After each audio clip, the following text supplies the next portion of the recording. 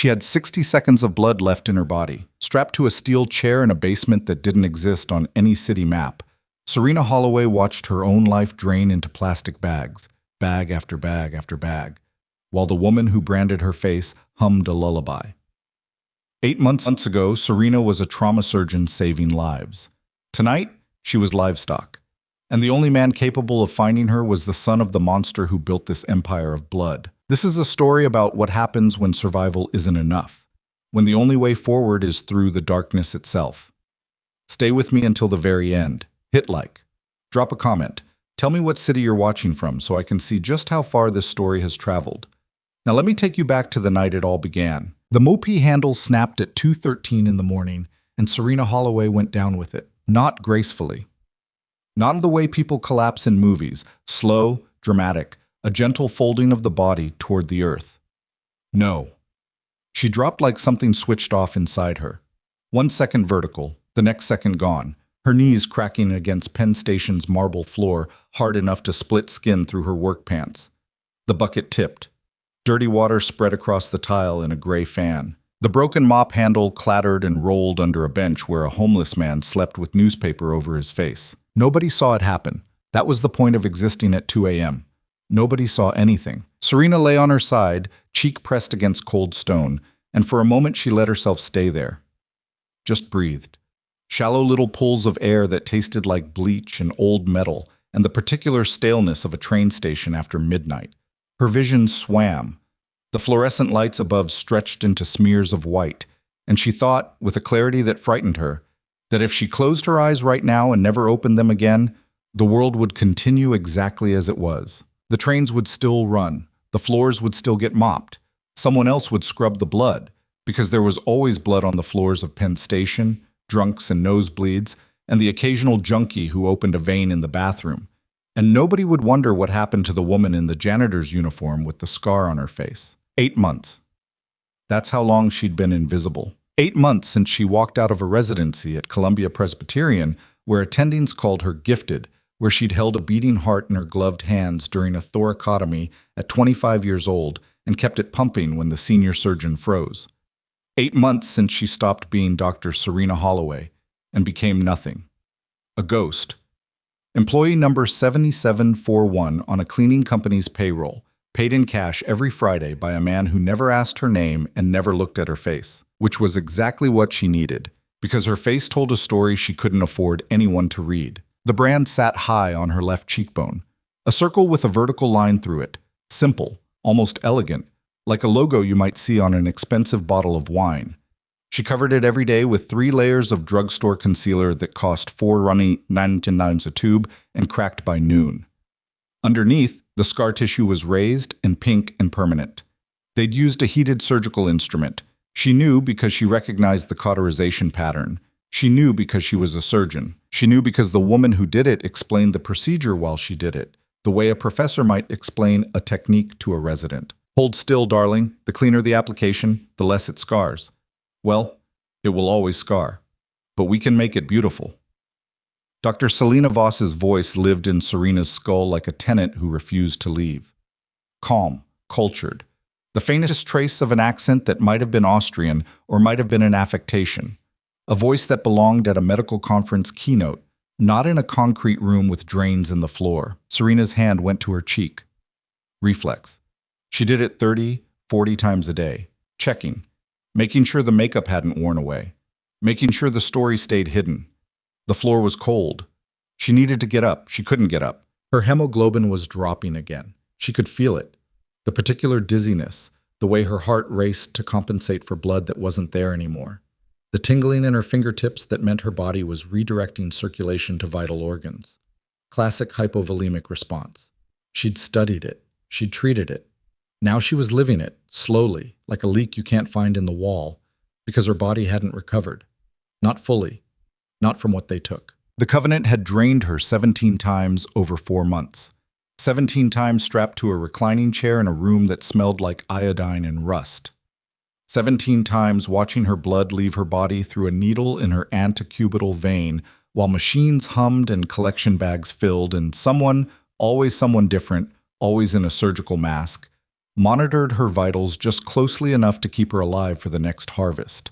Because Serena Holloway was worth more alive than dead. RH null, the golden blood.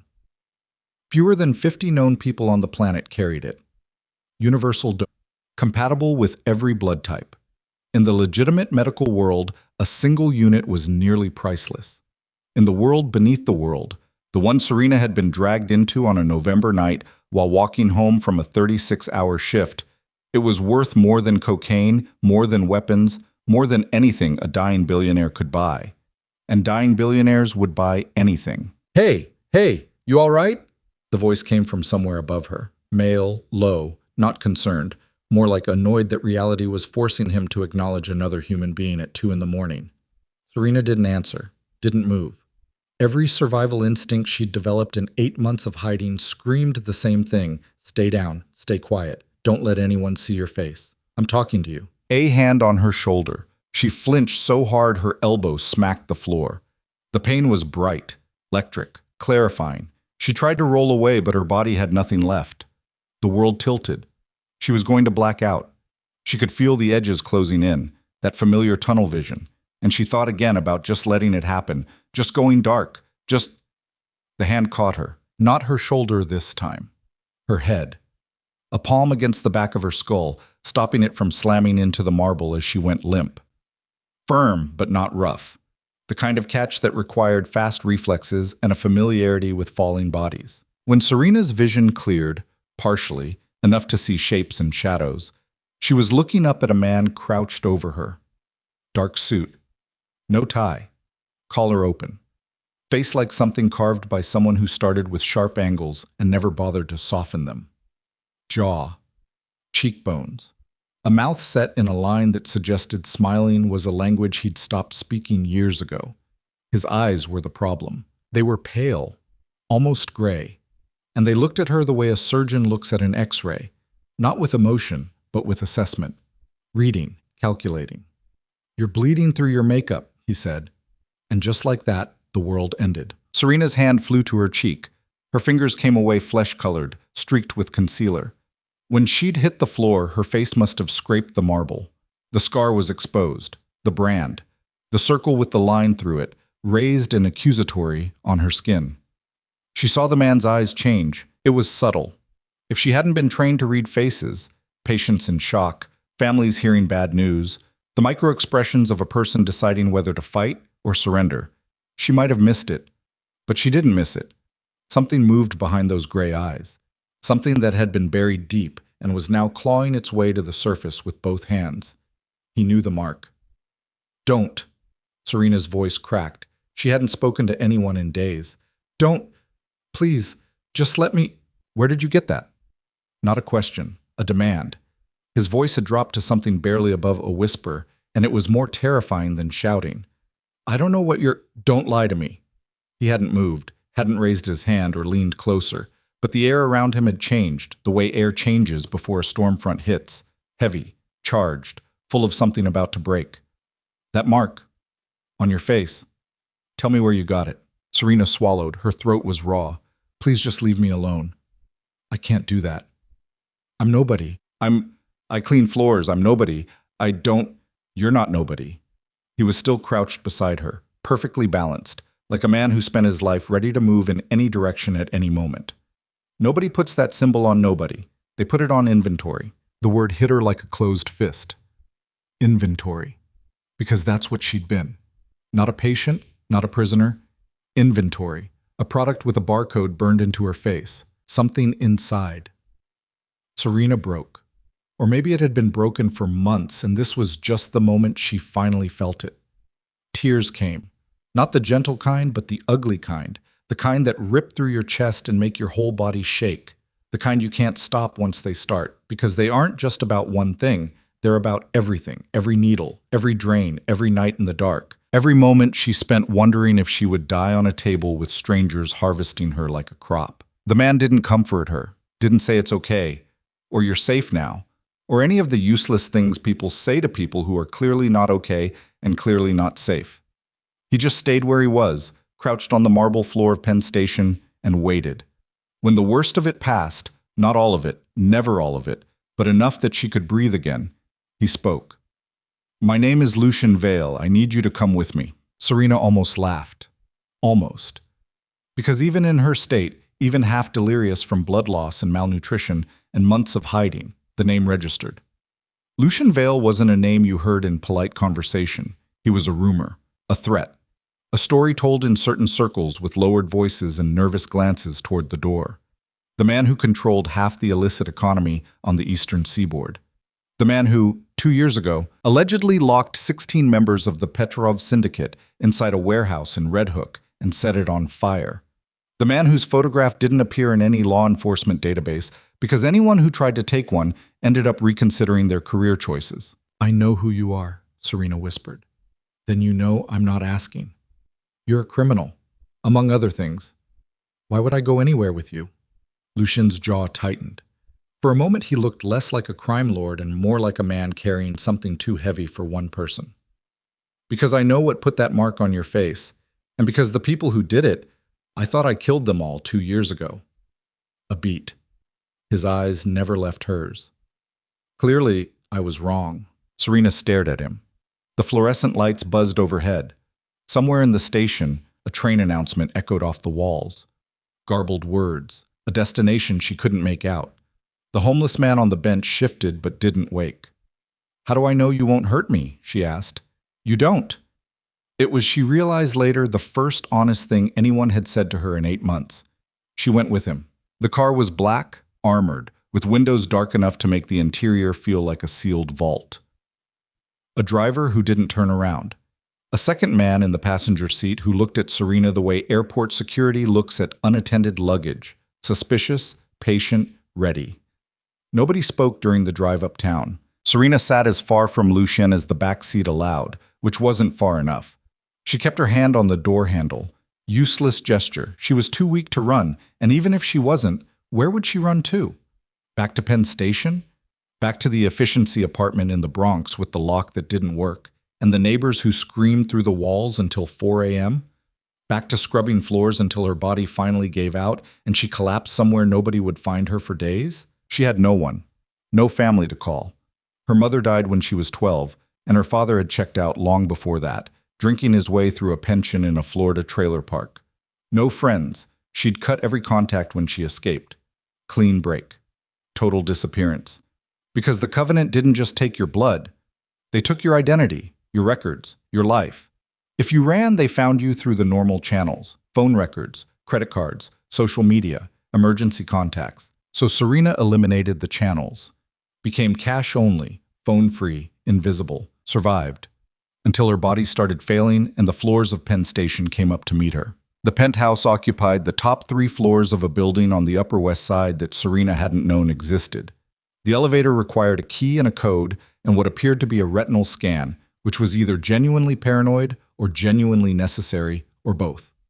The doors opened onto a space that looked less like a home and more like a forward operating base with expensive taste.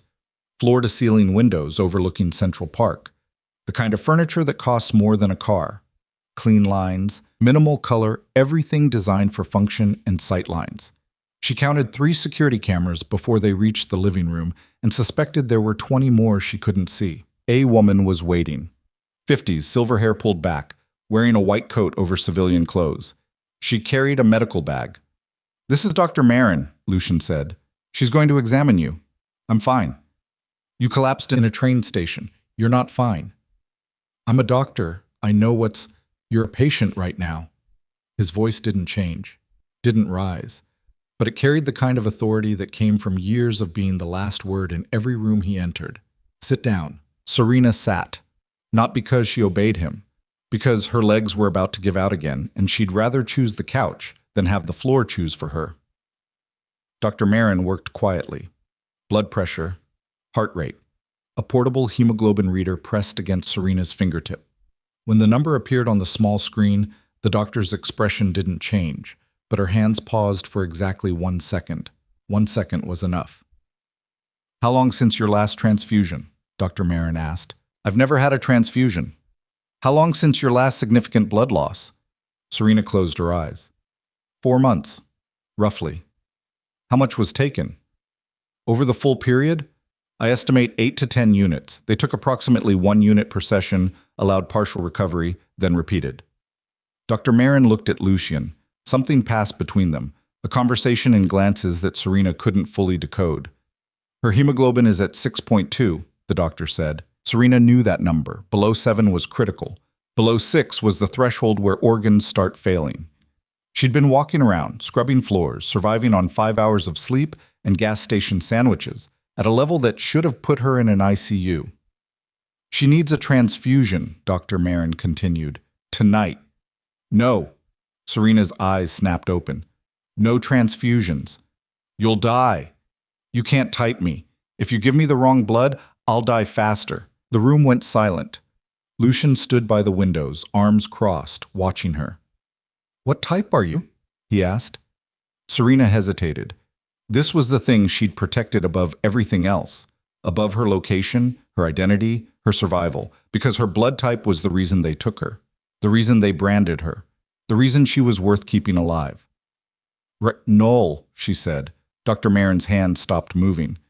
That's not possible, the doctor said. There are fewer than 50 known carriers. I know. I've read the literature. I've also been the literature. The bitterness in Serena's voice surprised even her. I was identified during my first year of residency. It was supposed to be a footnote in my medical file, a curiosity. Instead, it made me the most valuable product in a supply chain I didn't know existed. Lucian hadn't moved, but something about him had shifted. The calculation in his eyes was gone. What replaced it was older, rawer, and far more dangerous. Tell me everything, he said. So she did. She told him about the night in November. Walking home from the hospital after 36 hours on her feet. The van. The needle in her neck. She'd felt it go in, knew immediately it was midazolam based on how fast the sedation hit. It waking up in a white room with no windows, an IV in her arm, and a woman standing over her with a clipboard. She told him about the facility.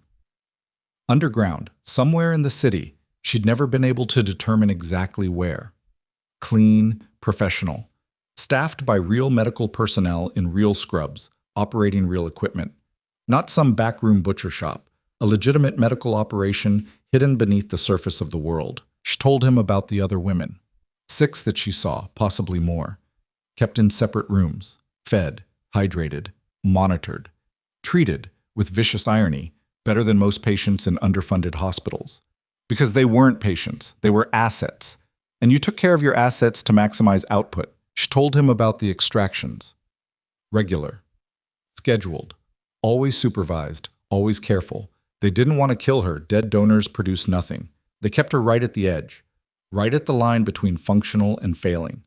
She told him about the brand. A marking system. Different symbols for different blood types. Hers, the circle with the line, designated RH null. The most valuable. The one the top-tier clients requested by name. Or rather by symbol. She told him about Dr. Selena Voss. And when she said the name, something happened to Lucian Vale's face that made Serena stop talking. It was brief. A flicker. A crack in the granite. If you weren't watching closely, you'd have missed it entirely. But Serena was watching closely, because watching closely was how she'd stayed alive for 8 months. And what she saw in Lucian's expression wasn't anger or surprise or even recognition. It was grief. Old grief. The kind that has calcified into something harder than sadness, but never lost its edge. You know her, Serena said. Not a question. Lucien didn't answer immediately. He turned to the window. Manhattan spread below them, a grid of lights against the dark, beautiful and indifferent. Snow was falling again. Light, almost invisible, the kind that dissolves before it reaches the ground. My sister, he said. Elise. She was 22. Serena waited. They took her the same way they took you. Same operation. Same people. His reflection in the glass was the ghost of a man, transparent, overlaid on the city. I didn't know. Not at first. She just disappeared. The police filed a missing person report and did nothing. I used every resource I had, every contact, every dollar. By the time I found her, he stopped. She was gone? Serena asked. She was empty. The word came out flat, stripped of everything. They drained her past the point of recovery. Organ failure. She died in a hospital bed with 9 different machines keeping what was left of her alive, and none of it mattered. He turned from the window. His eyes were dry. Whatever this grief was, it had burned through tears long ago and settled into something drier and more permanent. I spent 13 months finding every person connected to that operation. 13 months tracing supply chains and money trails and shell corporations. I dismantled them. Every facility, every safe house, every broker. I put people in the ground who had never imagined someone like me existed. He paused. I believed, I was certain, that I'd ended it. You didn't, Serena said. No, I didn't. He looked at the brand on her cheek. That mark is the same design they used on Elise. Exact same, which means the Covenant didn't die. It went underground, deeper than before, and someone rebuilt it. The room was very quiet. Dr. Marin had finished her examination and stood near the far wall, saying nothing. The security man from the car, Serena still didn't know his name, watched from the hallway. Who runs it now? Serena asked. That's what I need to find out. And what happens when you do?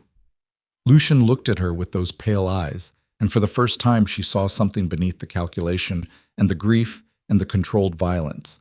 She saw exhaustion, not physical, something deeper, the tiredness of a man who had waged a war he thought was over and just learned it never ended. The same thing that happened last time, he said. Serena nodded. She understood. She understood because 4 months ago she'd been lying in a white room watching her blood fill a bag, and she'd made a promise to herself. Not a hopeful promise. Not an aspirational one. The kind of promise you make when you've been reduced to meat and fluids, and the only thing you have left is the small, vicious part of your brain that refuses to stop. I want in, she said. Lucian shook his head. This isn't... Don't. Her voice was quiet, but it stopped him. Don't tell me this isn't my fight. They took my blood. They took my life. They branded my face like I was cattle. Whatever you're going to do, I want in. You can barely stand. Then fix that. It's not that simple. I was a trauma surgeon at one of the best hospitals in the country. I held a man's heart in my hands at 25. Don't tell me what's simple and what isn't. She met his eyes. You couldn't save your sister. You can't undo that. But I'm here. I'm alive. And I am not going to spend the rest of my life hiding in train stations waiting for my body to give out. So either you let me in or I do it alone. And we both know I'll die if I do it alone. The silence stretched. Lucian studied her the way he'd studied her on the floor of Penn Station, reading, assessing, calculating. But there was something else now, something that almost resembled respect. You'll do exactly what I say, when I say it, without argument, within reason. A muscle twitched near his jaw. Almost. It looked like the ghost of a smile. Dr. Marin will start treatment tonight. Iron infusions, nutritional rehabilitation, controlled rest. When your hemoglobin is above 10, we'll talk about next steps. And in the meantime? In the meantime, you tell me everything. Every detail of the facility, every face you remember, every sound, every smell, every routine, the way the guards changed shifts, the medications they gave you, the names they used, all of it. Serena nodded. Dr. Marin approached with an IV bag. Saline and iron dextrin. Serena watched the needle go into her vein and felt nothing. After 17 forced extractions, needles had lost their meaning. They were just part of the landscape now, like traffic noise or bad weather. As the drip started, Lucian moved toward the door. Lucien, she said. He stopped. Why were you in Penn Station at 2 a.m? He didn't turn around. The question hung in the air between them, and for a long moment she thought he wouldn't answer. My sister used to take the train there, he said. Late at night, when she couldn't sleep. She said the sound of the announcements calmed her down. A pause. Sometimes I go and listen. He left the room. Serena lay back on the couch, the IV dripping steadily, Dr. Marin monitoring her vitals on a portable screen. Through the floor-to-ceiling windows, Manhattan glittered in the dark. Snow fell. Trains moved beneath the city like blood through veins. Somewhere out there, in tunnels and basements and rooms without windows, women were strapped to chairs and being emptied. She closed her eyes. Not to sleep, to remember. Every face, every voice, every door, every lock, every footstep in the hallway outside her room, every time the needle went in, every time the blood went out. She was going to need all of it. 3 days later, Serena could walk from the bedroom to the kitchen without her vision graying out, and Lucien decided it was time. They sat at a long table in what Serena had started thinking of as the war room, a windowless interior space lined with screens and maps, and the kind of communications equipment that didn't show up in civilian catalogs. Lucien's crew was small and tight. Dex, the driver, built like a refrigerator with a face that suggested he'd been in more fights than conversations. Mila, a woman in her 30s with short-cropped hair and the quiet intensity of someone who spent most of her time listening to things other people didn't know were being said. Surveillance, Serena guessed.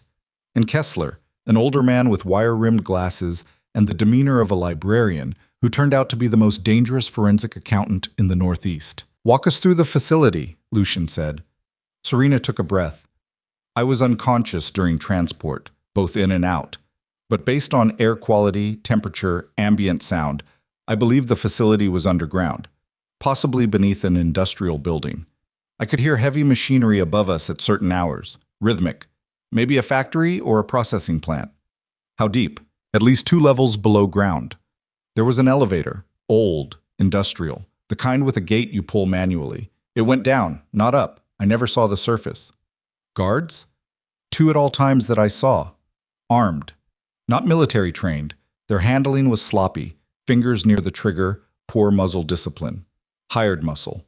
But there were others I could hear, footsteps, doors, radio chatter. I'd estimate 8 to 12 total security personnel. Mila leaned forward. Shifts? 12 hours. Change at roughly 6 a.m. and 6 p.m. I tracked it by counting. They didn't let us have clocks. Kessler was taking notes. The medical equipment. Legitimate? State of the art. Blood separation centrifuges, cold storage units, professional-grade monitoring systems. Someone was spending serious money. This wasn't improvised. This was infrastructure. Lucien's expression hadn't changed through any of it. And Voss? Serena's hand went to her cheek. Reflex. She was there 3 times that I counted. She didn't handle the routine extractions. The staff did that. She came for inspections. Quality control. The words tasted like poison. She examined us, checked our vitals, reviewed output volumes, made adjustments to the extraction schedule. And the branding? First week. She did it personally, each donor. She said it was necessary for identification during transport. In case we were... Serena paused, swallowed. In case we were moved between facilities. The room was very still. There are other facilities, Lucien said. Not a question. She implied it. I couldn't confirm. But the logistics, the staffing, the equipment, the client volume, suggest a network, not a single operation. Lucien stood, walked to one of the screens. A map of Manhattan glowed in the dark room, overlaid with colored markers and lines that Serena couldn't interpret. 2 years ago, I destroyed 3 facilities. One in Brooklyn, one in Jersey City, one upstate near Kingston. I traced the funding through 11 shell companies to a single holding group registered in the Caymans. I burned the holding group, froze the accounts, eliminated the leadership. He turned. Everything you're describing is new, built after I tore the old network apart, which means someone had the capital, the contacts, and the medical expertise to rebuild from scratch. Voss, Serena said. Voss is a surgeon, brilliant, sadistic, but a surgeon. She's the operational brain. She's not the money. Then who? Lucien didn't answer. But something in his silence was different from his usual control. This silence had a weight to it, a gravity, like a man standing at the edge of something he didn't want to look at but couldn't look away from. I need to make some calls, he said. Kessler, start with the shell companies. New registrations in the last 18 months. Medical supply procurement. Pharmaceutical-grade equipment. Cold chain logistics. Anything that looks like it's building what she described. Kessler nodded and left.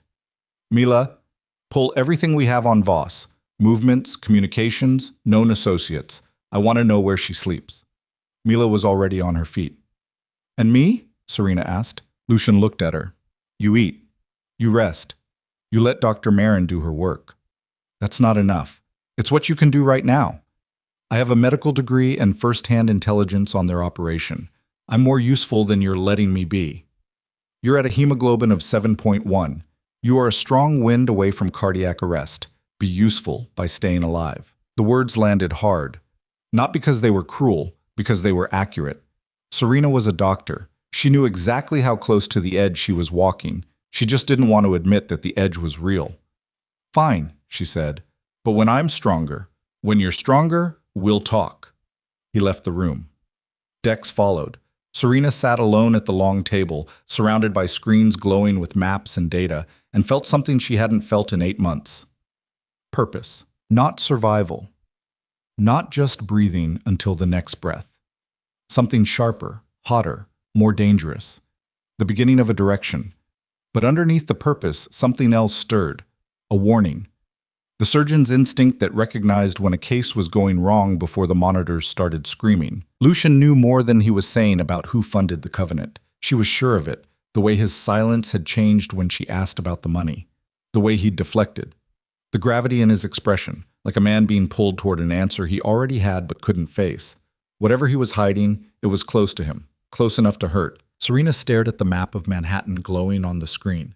All those lights, all those layers, all those tunnels, beneath tunnels, and felt for the first time a fear that had nothing to do with her own survival.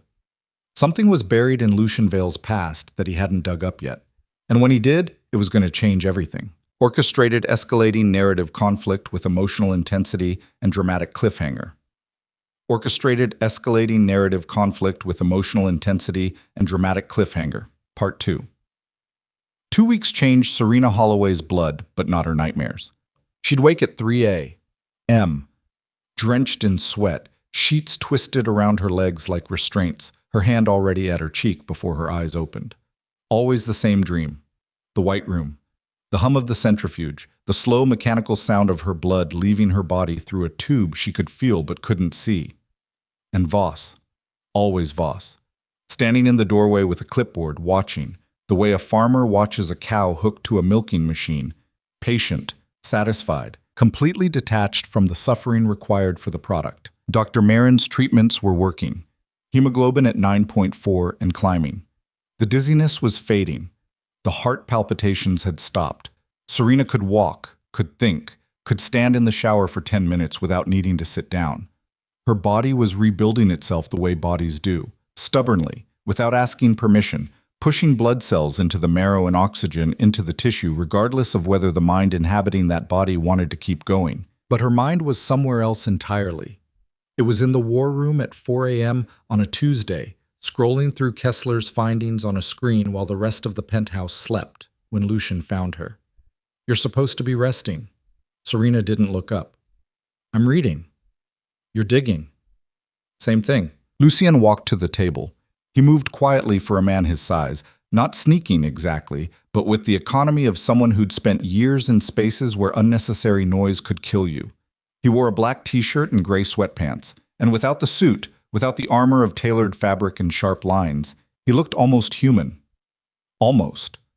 The angles of his face were still too hard, the set of his jaw still too permanent, but at 4 a.m., with his hair uncombed and shadows under his eyes, the edges softened just enough to suggest that underneath the crime lord, there was still a man who needed sleep and couldn't get it. "What are you looking at?" he asked. "Kessler's financial traces. The shell companies." "And?" Serena turned the screen toward him. 17 new entities registered in the Caymans over the last 14 months, all funneling money through a medical supply company called Helix Logistics based in Delaware. Helix has purchase orders for blood separation centrifuges, cold chain transport units, and pharmaceutical-grade saline in quantities that don't match any legitimate operation. Kessler already briefed me on this. Kessler briefed you on the money. He didn't brief you on the signatures. She tapped the screen. Every one of these entities was registered by the same law firm, Blackwell and Greaves, based in Zurich. Lucian's face didn't change, but his breathing did. A pause between the inhale and exhale, tiny, barely perceptible, the kind of disruption you'd only notice if you were trained to monitor respiratory patterns, which Serena was. "You know them," she said. "They're a law firm. They're your father's law firm." The silence that followed was not the kind that exists between sentences. It was the kind that exists between worlds, the kind that reshapes everything on either side of it. Serena watched Lucian's face the way she used to watch cardiac monitors, looking for the spike, the drop, the flat line. What she saw was none of those things. What she saw was a man standing completely still while something inside him rearranged itself violently. Where did you get that information? His voice was low, controlled. But there was a vibration under the control, like a wire pulled too tight. Public records. Kessler's databases. 3 hours of cross-referencing. She paused. Lucien, Blackwell and Greaves filed the original incorporation documents for the Vale Family Trust in 1987. The same trust that funded your father's pharmaceutical investments. I pulled the firm's client list from a leaked document in Kessler's archive. Magnus Vale has been their primary client for 38 years. My father is 73 years old. He's dying. He has end-stage pulmonary fibrosis and spends 20 hours a day connected to oxygen. He doesn't run anything. He doesn't have to run it. He just has to fund it. Lucian's hand came down on the table. Not a slam, something worse. A controlled, deliberate placement of his palm against the surface, fingers spread, as if he were holding the table down, or holding himself up. You don't know what you're talking about. I'm reading what's in front of me. You're reading financial records and building a conspiracy around a sick old man because his law firm filed paperwork. A sick old man with a personal fortune exceeding $2 billion, a history of investing in experimental blood-based therapeutics, and a law firm that coincidentally registered 17 shell companies, funneling money into the exact type of operation that kidnapped me. Serena didn't raise her voice. She didn't need to. The facts were loud enough. You told me the Covenant needed capital, contacts, and medical expertise to rebuild. Your father has all three. Stop. Lucien? I said stop. He pulled his hand off the table and stepped back. The movement was sharp, reflexive. A man creating distance from something that was about to burn him. My father is a bastard. I know that. He was a terrible father, an absent husband, and a ruthless businessman. But he is not... He stopped. His jaw worked. He is not capable of what you're describing. Serena stood up from the table slowly. Her legs were steady. Her heart rate was climbing. She could feel it in her throat, but her voice stayed even. You told me not to lie to you. The night we met. First thing you said. So I'm not going to lie to you now. Everything in these records points to your father. If you want me to ignore that because the truth is inconvenient, then you brought the wrong woman out of Penn Station. The look Lucian gave her could have stripped paint off a wall. It wasn't anger, exactly. It was something more complicated than that. Something that lived at the intersection of fury and fear and the particular devastation of having your worst suspicion confirmed by someone who has no reason to protect you from it. He left the room without another word. Serena sat back down. Her hands were shaking. She pressed them flat against the table the way she used to press them against the surgical drape before a difficult procedure, grounding herself, steadying the tremor, reminding her fingers who was in charge. She was right. She knew she was right. And she knew Lucian knew she was right. That was the part that scared her. Because a man who's been lied to by the world is dangerous. But a man who's been lied to by his own blood is something else entirely. The next 48 hours fractured the penthouse into separate camps. Lucien disappeared into his study and shut the door. Dex stood outside it like a guard dog, arms crossed, saying nothing to anyone. Mila continued her surveillance work in the war room, headphones on, mouth a thin line, radiating the particular tension of someone who's listening to things she wishes she couldn't hear. Kessler moved between his screens with the quiet urgency of a man running calculations he didn't want to finish. Nobody talked to Serena. She existed in the gaps. Ate meals alone at the kitchen counter, did laps around the penthouse hallway to rebuild her stamina, counting steps, tracking her heart rate with 2 fingers against her carotid artery. The old-fashioned way, the way she'd learned before smartwatches and fitness trackers, and all the technology that made people forget their own bodies were instruments they could read. She did push-ups against the bathroom wall. She stretched until her muscles burned. She rebuilt herself the way she rebuilt patients, systematically, without sentiment, one function at a time. On the 3rd night, she found Mila in the kitchen at midnight. The surveillance specialist was eating cold rice out of a takeout container with a plastic fork, standing up, still wearing her headphones around her neck. She looked at Serena with the appraising stare of someone who hadn't yet decided if this new variable was useful or catastrophic. You kicked a hornet's nest, Mila said. I presented evidence. Same thing when those hornets live inside the person you're presenting to. She stabbed the rice. He hasn't eaten in 2 days. That's not my problem. It's everyone's problem. When Lucian goes dark, things break. Last time he went like this was right before Red Hook. She paused. You know about Red Hook? I know enough. Then you know he doesn't process things. He detonates them. Another bite of rice. Cold. Mechanical. Fuel, not food. Your evidence might be right. Probably is. Kessler ran his own verification and didn't sleep for 20 hours, which means the numbers scared him. But being right doesn't mean being safe. You dropped a bomb on a man who spent 2 years believing he'd avenged his sister, and you told him his own father is the reason she's dead. He needed to know. He needed to know strategically, in stages, with support. Instead, you hit him with it at 4 a.m. in your pajamas like you were presenting a case to an attending. Mila set the container down. You're smart. I'll give you that. But smart isn't enough in this world. You need to understand the person you're giving the information to, how they're built, where they break. Where does Lucian break? Mila looked at her for a long time.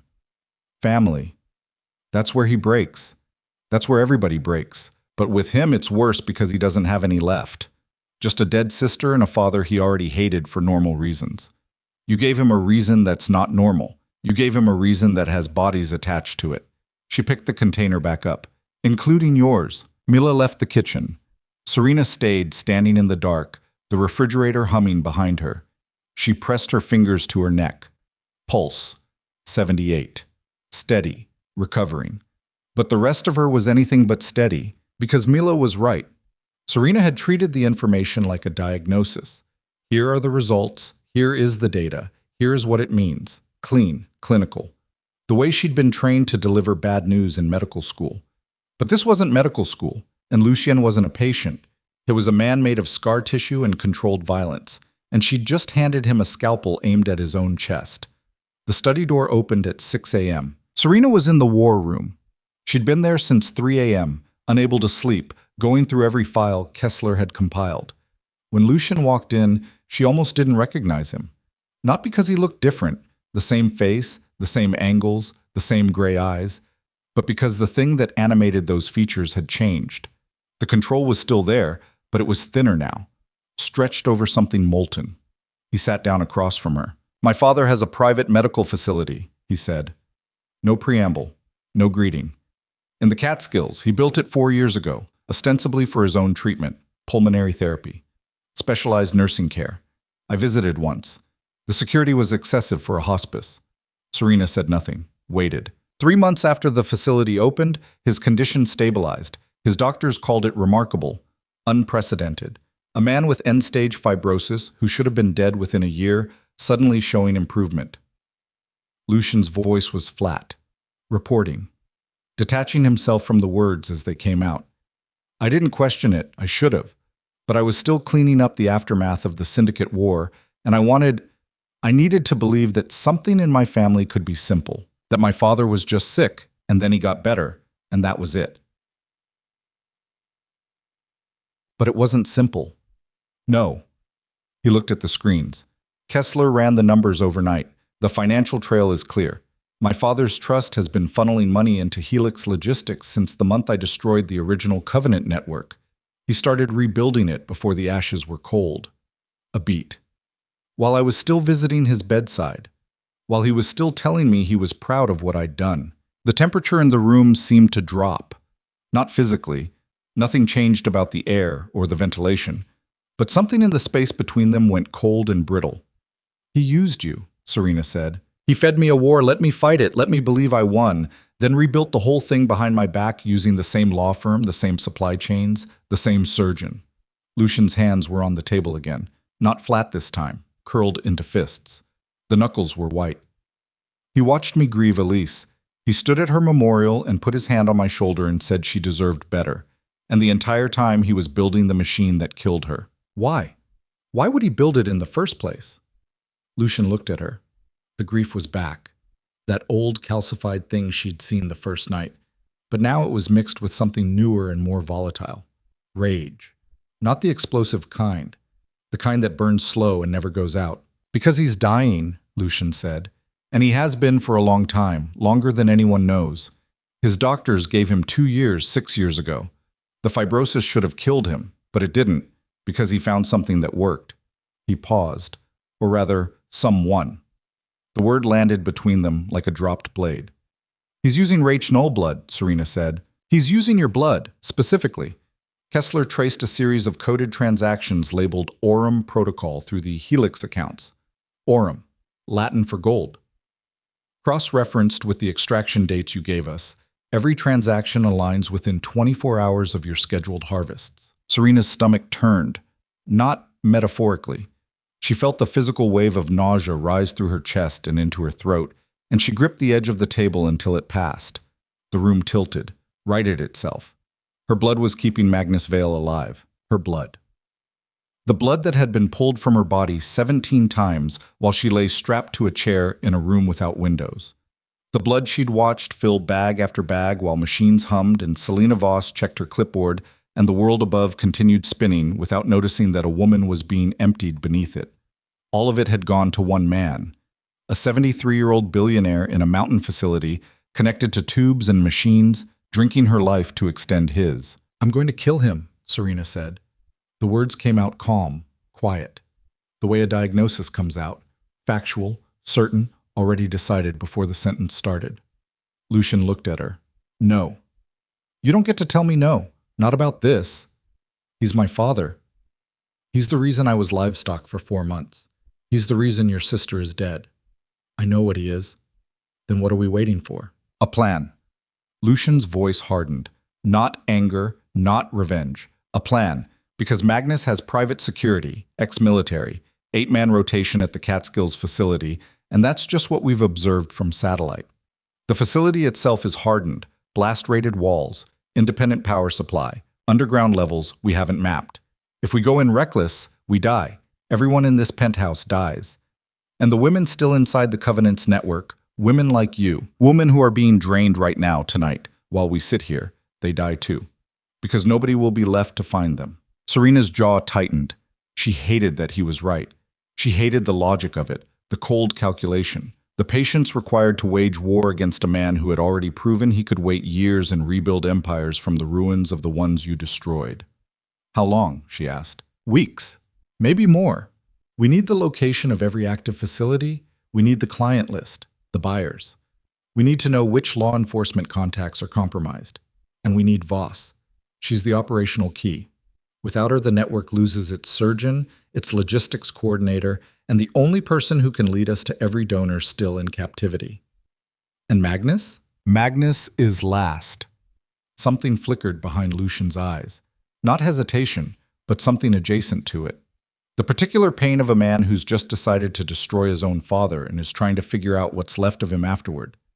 He goes last because he's the head. You cut the head off, the body thrashes. People get hurt. We dismantle the body first. Then we take the head. Serena stared at him, saw the plan in his eyes, saw the logic of it, clean and brutal, and saw the cost. Because this wasn't just strategy. This was a man mapping out his own father's destruction with the same methodical precision he used to run his empire. This was patricide planned on a spreadsheet. And somewhere underneath the control and the rage, there was a 20-year-old kid who still remembered what his father looked like before the sickness, before the money turned everything rotten, before the word family became synonymous with the word enemy. "Okay," Serena said. "Then train me." "What? You said weeks. That's time. Use it. I need to be more than a walking testimony when we go in. I need to be operational." "You're a surgeon, not a soldier." "I was a surgeon. Now I'm a target with a brand on her face who wants to be something else. Teach me to shoot. Teach me surveillance. Teach me to move without being seen. You have the time and I have the motivation, and if you tell me to sit in this penthouse and wait like a patient, I swear to you I will walk out that door and find the Covenant myself." Lucien studied her. The light from the screens cast hard shadows across his face, hollowing out his cheeks, making his eyes look less gray and more like steel. "Dex handles weapons training," he said finally. "Mila handles surveillance and counter-surveillance. I handle everything else." "Everything else meaning what?" "Meaning how to stay alive when people are trying very hard to make you dead." "When do we start?" "Now." He wasn't gentle about it. None of them were. Dex started her at a makeshift range in a soundproofed basement 3 floors below the penthouse, a space Serena hadn't known existed and that probably didn't exist on any building schematic. He put a Glock 19 in her hands and watched her hold it, the way a surgeon holds an instrument, precise, analytical, with total respect for what it could do. Stop thinking, he said. I'm a doctor. Thinking is literally my... In surgery you think, in a gunfight you react. Your brain is too slow for bullets. By the time you've decided to pull the trigger, you're already dead. The decision has to live in your hands, not your head. He made her fire 200 rounds the first day. Her hands blistered, her shoulders ached. The concussive sound rattled in her chest even through the ear protection, a physical pressure that vibrated in her ribs. But by the end of the week, she was grouping shots inside a 6-inch circle at 15 yards. Mila taught her different things. How to sweep a room with her eyes before her body entered it.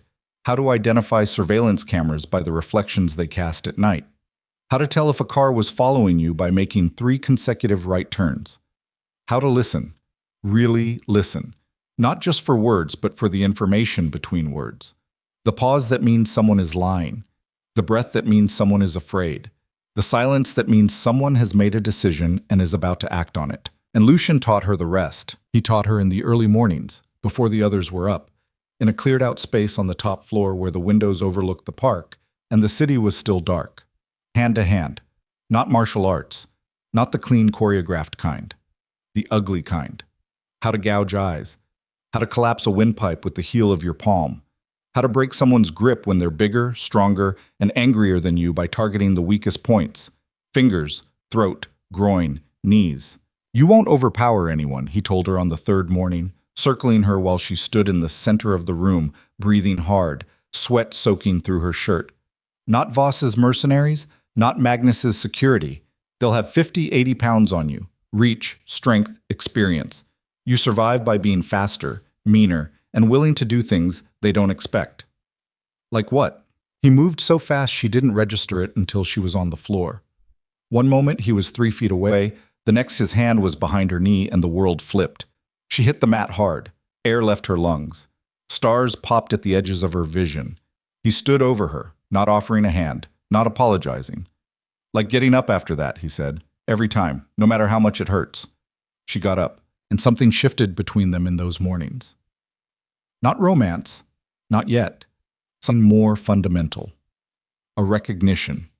2 people who had been broken by the same machine, standing in the same room, teaching each other how to become weapons. Serena saw it in the way Lucian watched her when she finally executed a disarm correctly. Not pride exactly, but something close to it. A flicker of the same thing she'd felt in the war room. Purpose. And she saw something else. The way his eyes lingered on the brand on her cheek when he thought she wasn't looking. Not with pity, with guilt. As if the mark were his fault simply because it existed in a world he'd failed to clean. 3 weeks in, Mila intercepted a transmission that changed everything. It was 11 p.m. The war room was half-lit, screens glowing. Serena was cleaning a disassembled Glock at the table. Dex made her do it every night, field strip and reassemble, until her hands could do it blind. When Mila pulled her headphones off and said, "We have a problem," Kessler looked up. Lucien emerged from the hallway, already dressed, as if he hadn't been sleeping. "I've been monitoring frequencies associated with the original Covenant network," Mila said. "Most have been dead for 2 years. But 40 minutes ago, one of them went active." She turned a screen toward the room. A waveform pulsed across it. A burst transmission, short, encrypted. "It's a relay signal, short range, originating from somewhere in Midtown." "Can you decode it?" Lucian asked. "Already done. It's a pickup order. Address, time, cargo description." Mila's voice was steady, but her jaw was tight. "The cargo is 2 female donors. Age range 20 to 30. Designated for transport to an offshore buyer. Pickup is scheduled for tomorrow night, 9 p.m. An industrial loading dock on West 37th Street." The room went cold. Serena stopped cleaning the gun. Her hands were still. The disassembled pieces lay on the table in front of her, barrel, slide, recoil spring, frame, and for a moment they looked less like weapon components and more like the bones of something she was about to use. 2 women, she said. Nobody responded. 2 women are going to be loaded into a truck tomorrow night and shipped overseas to be drained until they die, and we're sitting here running financial traces. "Serena," Lucian started. Don't tell me about the plan. Don't tell me about patience. Those women don't have weeks. They have 22 hours. If we move on this, we expose ourselves. Magnus will know someone is watching. Magnus already knows. He rebuilt his entire network after you destroyed the first one. He's not stupid. He's expecting you. The question is whether we let two people die while we wait for the perfect moment. The room held its breath. Serena looked at Lucian and watched the war happen behind his eyes. Strategy versus conscience. The calculated move versus the human one. She saw him weigh it. Saw him measure the cost. If we do this, he said slowly, we go dark afterward. Everyone. Off-grid. The penthouse becomes compromised the moment Magnus traces this back to me. Then we go dark. You understand what that means? No clinic, no foundation, no recovery time. We go underground, and we stay underground until this is finished. I've been underground for 8 months. I know what it looks like. Lucian turned to Dex. Weapons for 4. Comms. 2 vehicles. I want the dock scouted by noon tomorrow. Dex nodded once and left. Mila, continue monitoring. I want to know if that frequency goes active again. Already on it. Kessler, secure the financial evidence. Everything. If we lose the penthouse, we can't lose the trail. Kessler was already backing up drives. Lucien looked at Serena. She held his gaze. There was something new in his eyes. Not admiration, not affection, but the dawning recognition that this woman he'd pulled off a train station floor was no longer a patient. She was a variable he hadn't planned for, and she was changing the equation. You stay in the vehicle during the operation, he said. No. That's not negotiable. Everything is negotiable. I know what those women are going through. I know what they're feeling right now, tonight, in whatever room they're being held in. I know the sound the machines make. I know the feeling of the needle going in. I know the way time stops when you realize nobody is coming for you. Her voice didn't break. It had calcified past breaking. I'm not staying in the car. The silence lasted 5 seconds. 10, 15. You follow orders, Lucian said. My orders. Without hesitation. If I say move, you move. If I say stop, you stop. If I say run, you run, and you don't look back. Agreed. And if something goes wrong, if this is a trap, if Magnus is waiting, you get out. You take what's in your head and you disappear. Find a journalist, a federal prosecutor, someone who can use the information. But you get out alive. That's the mission. Not revenge, not justice. Survival. Serena looked at him. At the hard lines of his face and the grief calcified behind his eyes, and the weight of a war he'd thought was over pressing down on his shoulders like a physical thing. She saw the man who'd caught her head before it hit the marble. The man who listened to train announcements in an empty station because his dead sister used to find them soothing. The man who was about to destroy his own father because the alternative was letting the machine keep running. Survival, she repeated. But they both knew she was lying. What she wanted was darker than survival, deeper, hotter. She wanted to walk into that loading dock tomorrow night and look into the eyes of whoever was running the operation and let them see her face, the brand, the scar, the mark they'd burned into her skin, and let them understand that the livestock had come back. Not to escape, not to be rescued, to burn it all down from the inside. 22 hours and counting. Somewhere in Midtown Manhattan, 2 women were breathing the last clean breaths they'd ever take. And in a penthouse on the Upper West Side, 4 people were loading weapons, encrypting hard drives, and preparing to cross a line that none of them could ever cross back. At the bottom of a drawer in the bedroom Lucian had given her, beneath folded clothes and a medical bag she'd packed on the second day, Serena found a photograph. She didn't know how it got there. Maybe Dr. Marin had left it. Maybe Kessler during one of his quiet passes through the rooms. Maybe Lucian himself. It showed a young woman. Early 20s. Dark hair, bright eyes. A smile wide enough to make you believe the world was still a place worth smiling in. She was standing on a train platform, Penn Station, Serena realized, wearing a red scarf, laughing at something outside the frame. On the back, in handwriting she didn't recognize, 2 words. Elise Vale. Serena pressed the photograph against her chest and closed her eyes. Tomorrow night, she was going to find out whether the woman she'd become was strong enough to save the women she couldn't save before. And if the Covenant was waiting for them, if Magnus had already planned for this, already knew they were coming, already set the trap, then Serena would learn something else. Whether Lucian Vale would choose his mission over his blood, or whether blood, in the end, was the one thing even the most dangerous man in New York couldn't bring himself to spill. The loading dock on West 37th Street smelled like diesel fuel and wet concrete, and Serena Holloway was 30 seconds from finding out if she could kill a man. They'd arrived in two vehicles, a black SUV driven by Dex and a gray van that Mila had acquired from a source Serena didn't ask about. 8:47 p.m., 13 minutes before the scheduled pickup. The dock sat at the rear of a garment district warehouse, half a block from the West Side Highway, wedged between a shuttered dry cleaner and a building wrapped in construction scaffolding. A single sodium light cast a sick orange glow across the loading bay. Two roll-up doors, both closed. One personnel door, steel, no window. A security camera mounted above it, red light blinking. "Camera's on a 6-second sweep," Mila said through the earpiece. "Blind spot at the left edge of the bay when it pans right. You have a 2-second window." Lucian didn't respond verbally. He touched Serena's shoulder once, "Stay," and moved toward the personnel door with Dex flanking wide to the right. Both carried suppressed weapons. Both moved the way water moves through cracks, finding the path, filling the space, making no sound that didn't need to be made. Serena crouched behind a dumpster 15 feet from the door. Her Glock was in her hands. Loaded. Safety off. Her palms were sweating despite the cold. December air cutting through her jacket, her breath forming small clouds that she tried to control because visible breath meant visible position. Her heart rate was elevated. 104. She counted the beats against her carotid, an old habit, the surgeon's reflex of self-monitoring. She was not ready for this. She knew it. Lucian knew it. 3 weeks of training didn't make a soldier. It made a civilian who could shoot straight and throw a decent punch, which was categorically different from being someone who could function when real bullets started moving through real air toward real bodies. But the two women inside that building didn't care about her readiness. They cared about the door opening. Dex reached the personnel door first. He pressed something against the lock. Serena couldn't see what. And the door clicked open with a sound so quiet it was swallowed by the ambient hum of the city. He disappeared inside. Lucien followed. The door closed behind them. Silence. Serena counted. 1 Mississippi, 2, 3, 4, 5. The earpiece crackled.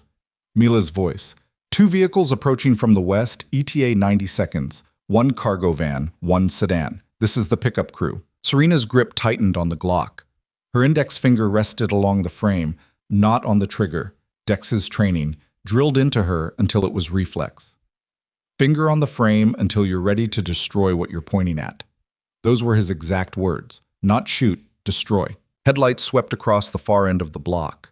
The cargo van came first, white, unmarked, the kind you'd see delivering restaurant supplies or office furniture. Behind it, a black sedan with tinted windows. Both vehicles slowed as they approached the dock. The van reversed into the loading bay with practiced precision. The driver had done this before. The sedan parked parallel to the curb, engine running. 2 men got out of the sedan. Both wore dark coats. One was tall, angular, with a shaved head that caught the sodium light. The other was shorter, thicker, moving with the compressed energy of someone who stayed ready for violence, the way other people stayed ready for weather. The van's rear doors opened from the inside. A third man jumped down. He wore latex gloves. Latex gloves. Serena's stomach clenched. She knew why. You wore latex gloves when you were handling biological material, when you needed to keep things sterile, when the cargo was human and the product was blood, and you didn't want contamination to reduce the value. "Lucienne," she whispered into her earpiece. 3 outside. The van driver is still in the cab. 4 total visible. No response. "Lucienne." Nothing. Static. A dead frequency where his voice should have been. Serena's pulse spiked.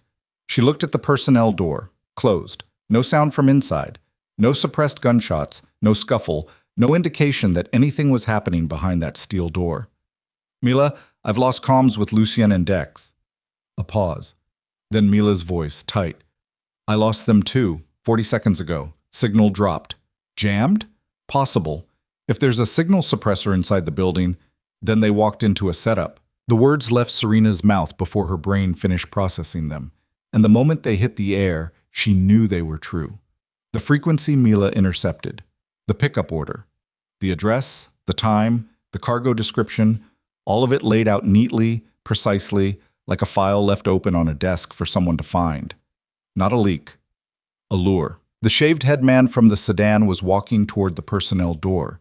He had a phone pressed to his ear, and he was nodding, listening, receiving instructions. He stopped at the door, said something Serena couldn't hear, and pulled it open. Light spilled out from inside. Yellow. Fluorescent. The kind of flat, institutional light Serena knew in her bones because she'd lived under it for 4 months in a room without windows. Through the open door for exactly 2 seconds before it swung shut, she saw Lucien, on his knee, hands behind his head, Dex beside him in the same position, blood running from a cut above his left eye. 3 men standing over them with automatic weapons. Not pistols, not the sloppy hired muscle hardware she'd described from the facility, but short-barreled rifles held by men who knew exactly what they were doing. Military posture, controlled spacing, professionals. The door closed. Serena stopped breathing. Then she started thinking.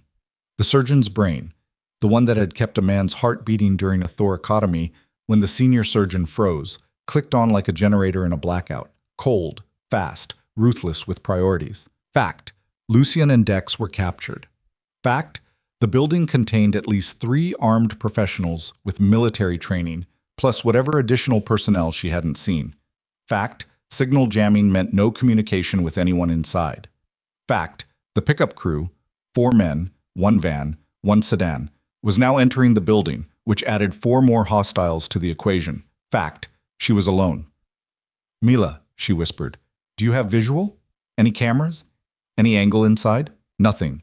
The jammer is killing everything within the building's footprint. I'm blind. Can you call in support, police? Anyone? A bitter pause. We're a crime lord's crew about to assault a trafficking operation. Who exactly do you want me to call? Serena closed her eyes. Opened them.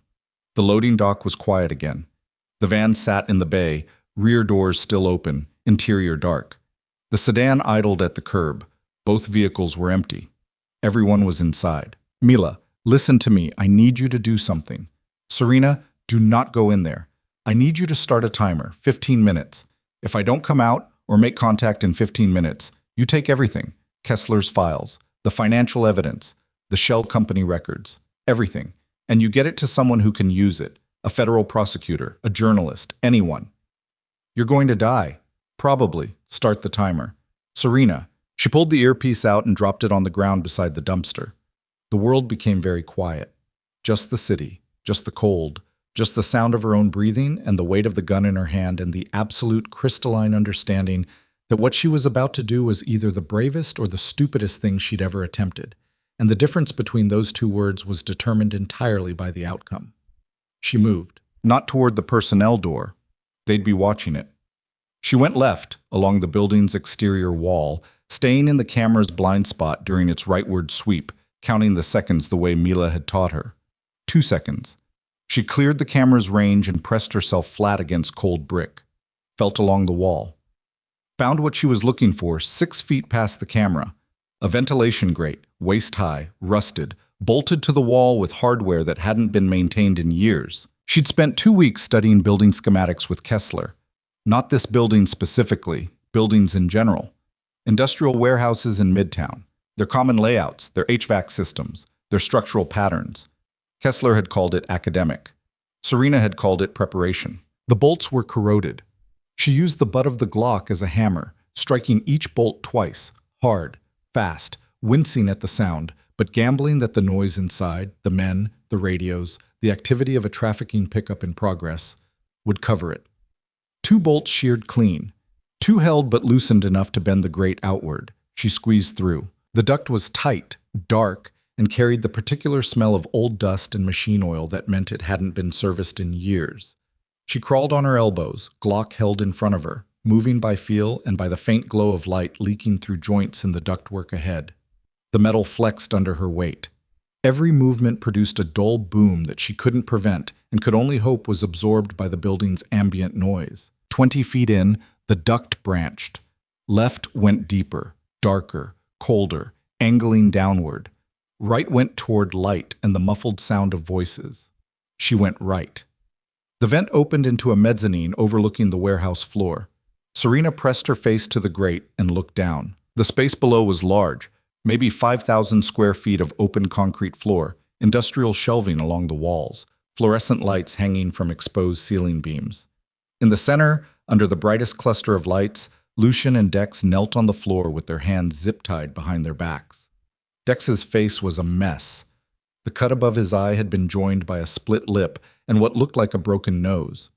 He was breathing through his mouth, blood dripping onto the concrete in a slow, steady rhythm. Lucien was untouched. That was worse. It meant they hadn't needed to touch him. It meant whatever they'd used to take him down had been fast enough and decisive enough that the most dangerous man on the East Coast hadn't had time to fight. 6 armed men stood in a loose perimeter around the prisoners. The 3 she'd seen through the door, plus 3 from the pickup crew. The 4th pickup man, the one with the latex gloves, was near the back wall, doing something Serena couldn't quite see, preparing something.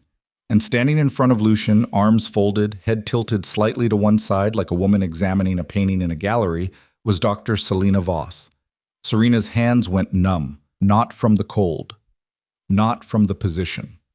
From the particular variety of shock that happens when the human brain encounters a stimulus, it has been simultaneously expecting and dreading, and discovers that the reality of it is worse than anything the imagination prepared for. Voss looked exactly as Serena remembered. Tall, slim, impeccably dressed, a charcoal coat over a black turtleneck, hair pulled back in a precise chignon, cheekbones like architecture, eyes that assessed everything they touched and assigned it a value. She was, by any conventional standard, a beautiful woman, and it was the beauty that made her terrifying. The disconnect between the elegance of her appearance and the absolute absence of anything human behind it. Lucian Vale, Voss's voice carried clearly in the open space. That accent, not quite Austrian, not quite anything, perfectly cultured and perfectly cold. I've been looking forward to this for a very long time. Lucian's head was up, eyes forward. He looked at Voss the way a man looks at a snake he's been bitten by before. No surprise, no fear, just the grim familiarity of recognizing something poisonous. Where are the women? He said. Voss smiled. It was the kind of smile that didn't involve the eyes. There are no women. There never were. The transmission was a gift, a wrapped package with a bow, placed where your surveillance woman would find it. You knew we were listening. I knew you would be, eventually. You're predictable, Lucian. You were predictable 2 years ago, and you're predictable now. Give you a victim to save, and you run toward the fire, every time. She unfolded her arms and took a step closer. Your father said the same thing. He said, show him someone bleeding, and he forgets how to think. Something moved across Lucian's face. Not surprise. He was past surprise. Something deeper. The specific anguish of hearing your own father's assessment of your weakness delivered by the woman who tortured your sister. Where is he? Lucian asked. Quiet. Almost conversational. Close. Closer than you think. He wanted to be here for this, but his condition doesn't allow for excursions, so he's watching. She gestured vaguely toward the ceiling. Cameras, audio. He sees everything. He hears everything. He wanted you to know that. Lucian's jaw tightened. Tell him to come say it to my face. He doesn't need to. He's already said everything that matters. He said you were a disappointment, that you wasted your potential on sentiment, that destroying the first network was the act of a child throwing a tantrum because his toy broke. Voss's voice didn't change pitch or volume. It was the same calm, measured tone she'd used when branding Serena's face. Clinical. He also said that if it comes to it, he'd rather lose a son than lose the program. The silence that followed was absolute. Even the armed men seemed to feel it, a heaviness in the air, a pressure change, as if the building itself was holding its breath. What program? Lucian asked. Voss smiled again. This time it was different. This time it reached her eyes, and what Serena saw there was genuine pleasure. The particular satisfaction of someone who has been waiting to deliver a piece of information and has finally found the perfect moment. You think the Covenant is a trafficking ring, Voss said. You've always thought that. Kidnapping, harvesting, black market sales, criminal enterprise. That's the story you told yourself. And it's the story that let you believe you could stop it by burning buildings and killing people. She reached into her coat and produced a tablet, tapped the screen, held it up so Lucian could see. This is what the Covenant actually is. From the mezzanine vent, Serena couldn't see the screen, but she could see Lucian's face. She could see the exact moment the information hit him, because his expression did something she'd never seen it do. It collapsed. Not dramatically. Not the way faces collapse in grief or shock. Something more structural. As if the framework that held his features in place, the control, the discipline, the architecture of a man who had built himself into a weapon, simply gave way. For 3 seconds, Lucian Vale looked like what he actually was, a 31-year-old man who had just discovered that the worst thing he knew was not, in fact, the worst thing there was. Global clinical trials, Voss said, her voice carrying the cadence of a lecture. 12 countries, 347 participating physicians. Rh-null blood derivatives used in experimental treatments for autoimmune disorders, organ rejection, and cellular regeneration. Funded through pharmaceutical subsidiaries that your father controls through a network of holding companies, so complex it would take a team of forensic accountants a decade to unravel. She lowered the tablet. The trafficking was never the business, Lucian. The trafficking was the supply chain. Your father didn't build the covenant to sell blood on the black market. He built it to fuel a medical revolution that legitimate institutions couldn't pursue because the raw material, Rh-null donors, couldn't be obtained through legal channels. The black market sales were pocket change, side revenue. The real product was never the blood itself. It was what the blood could do. You're lying. I'm a surgeon. I deal in what's real. Voss stepped closer, close enough to touch him. 347 physicians, thousands of patients, clinical outcomes that would rewrite half of modern hematology. Do you know what happens if you destroy this network now? Not just the trafficking, the entire infrastructure. The research dies. The trials collapse. Patients who are alive because of these treatments, people with transplants that haven't rejected, people with autoimmune conditions in remission for the first time in their lives, they die too. She crouched in front of him, eye level, close enough that Serena could see the reflection of the fluorescent lights in Voss's eyes. Your father is a monster, I won't argue that, but he's a monster who stumbled onto something that works. And the question you need to answer, right now, tonight, on your knees on this floor, is whether you're willing to let thousands of people die to avenge your sister. Lucien said nothing. His face had reassembled itself, but the repair was imperfect. Cracks showed. The eyes that had been steel were now something more fragile. In the vent above, Serena's mind was racing, running the logic, testing the claim against everything she knew. Rh-null blood as a base for experimental therapeutics. It was theoretically possible. The universal compatibility, the unique protein structure, the potential applications in rejection-resistant transfusion therapy. She'd read the papers during residency. Theoretical, speculative. The limiting factor had always been supply. You couldn't run clinical trials on a blood type that fewer than 50 people in the world carried. Unless you took those people. Unless you built an operation to find them, kidnap them, drain them, and process their blood into derivatives that could be distributed through legitimate pharmaceutical channels. Unless you were willing to sacrifice the few to save the many. Serena felt something shift inside her chest. Not physically. Something in the architecture of her anger. For 8 months, her rage had been simple, clean. She was a victim. They were monsters. The math was elementary. But Voss had just introduced a variable that contaminated everything. If the blood they'd taken from her, the 17 extractions, the needles, the chair, the machines, if that blood had been used not just to keep Magnus alive, but to develop treatments that were saving other people's lives. No. She shut it down. Hard. The way she'd shut down doubt during surgery, the way she'd compartmentalized panic during her captivity. You don't negotiate with the logic of your torturer. You don't let the person who branded your face reframe the narrative so that the branding becomes a necessary cost. There was no math that justified what they did. Not to her. Not to Elise Vale.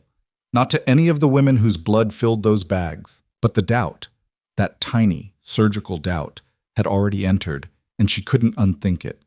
Below her, Lucian spoke. Where are the donors, the ones currently in the network? 37 active donors across 4 facilities, 3 domestic, 1 offshore. Release them. Voss stood. That's not my decision. Make it your decision. Your father controls the operation. I'm the surgeon. I keep the donors alive and the product viable. I don't set policy. You brand women's faces. You don't get to call yourself a technician. For the first time, something flickered across Voss's composure. Brief. A tightening at the corners of her mouth that might have been irritation or might have been something older. The branding was a practical necessity that I implemented with as much. My sister died in your facility.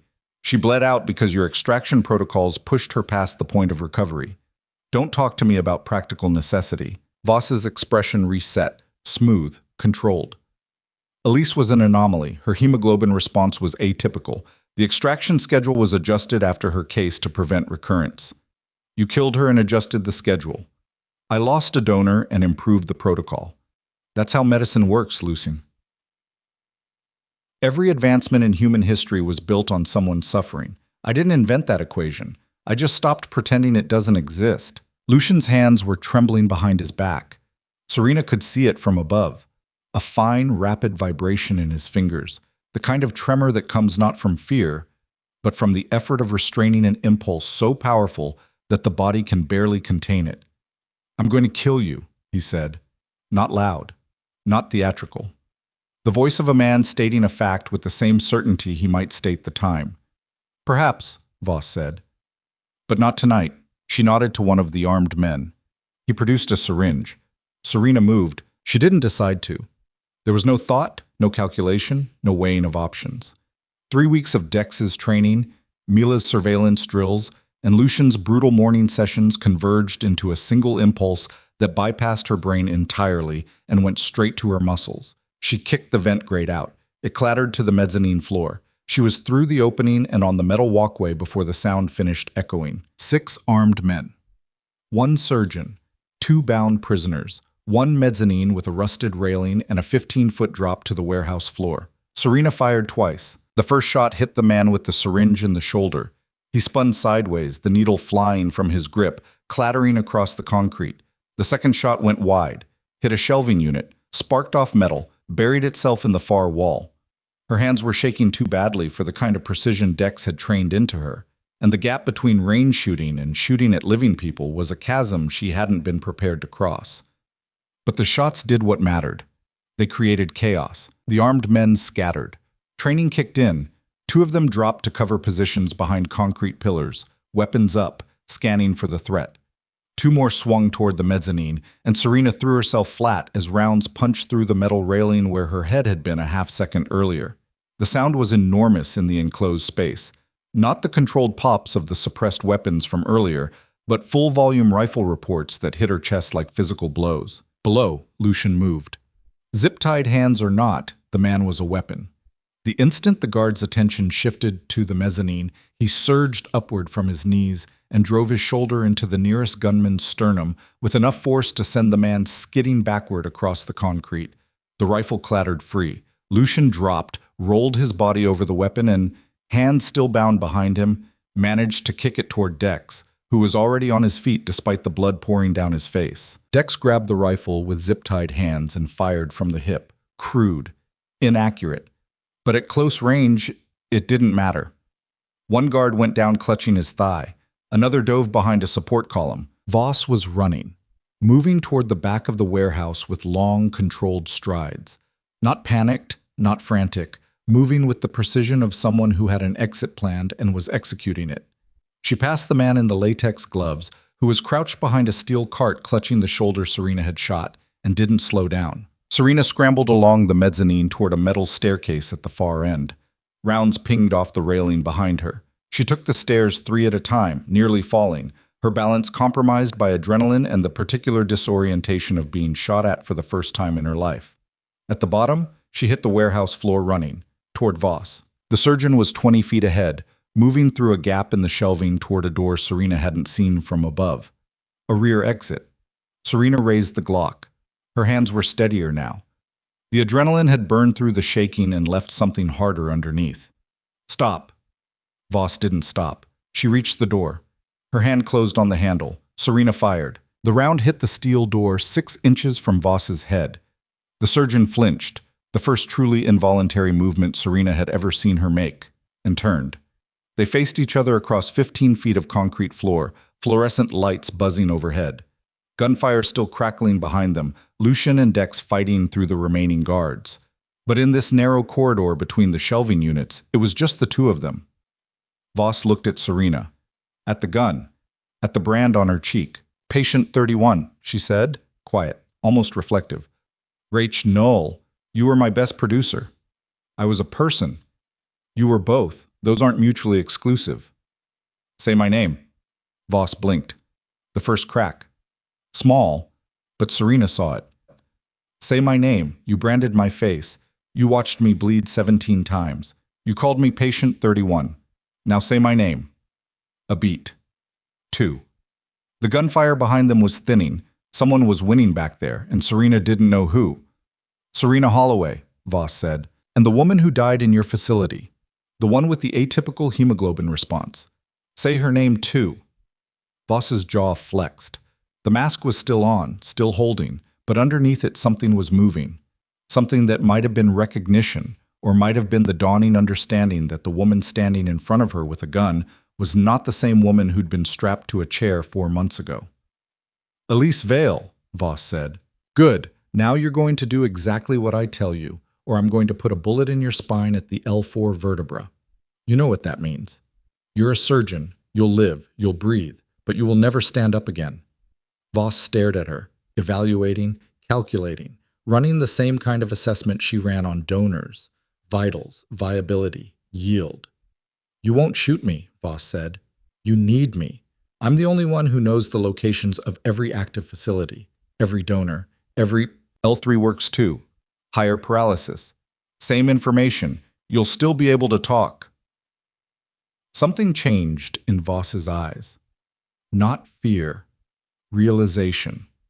The realization that Serena Holloway was not bluffing, and that the calculation had shifted in a way Voss hadn't modeled. The livestock had learned to bite. Hands up, away from the door, now. Voss raised her hands, slowly, deliberately, the way a person moves when they're not surrendering but repositioning. Behind Serena, the gunfire stopped. Footsteps. Heavy, fast. She didn't turn, kept her eyes on Voss, kept the Glock level. Then Lucian's voice, Serena. Something in his tone, not relief, not anger, something fractured. We have a problem. I have Voss. Serena, turn around. She didn't want to. Every instinct screamed to keep her eyes on the surgeon, keep the weapon aimed, don't break the containment. But Lucian's voice carried a weight she hadn't heard before, heavier than command, heavier than warning. She turned. Lucien stood at the end of the corridor between the shelving units. His zip ties were cut. He held a rifle in one hand, barrel down. Dex was behind him, leaning against a shelf, pressing a rag to his face. The warehouse floor behind them was littered with bodies, some moving, some not. But Lucien wasn't looking at the floor. He was holding his phone. The screen was facing her, but she was too far away to read it. What is it? Kessler just sent this. He broke the encryption on the last layer of Helix logistics files. Lucian's voice was the voice of a man who had just been hollowed out. The Aurum Protocol, the treatments derived from Rach blood, the clinical trials Voss described. What about them? They're real. 347 physicians, 12 countries, thousands of patients. And the trial data, he stopped, swallowed. The trial data shows a 91% efficacy rate in preventing organ transplant rejection.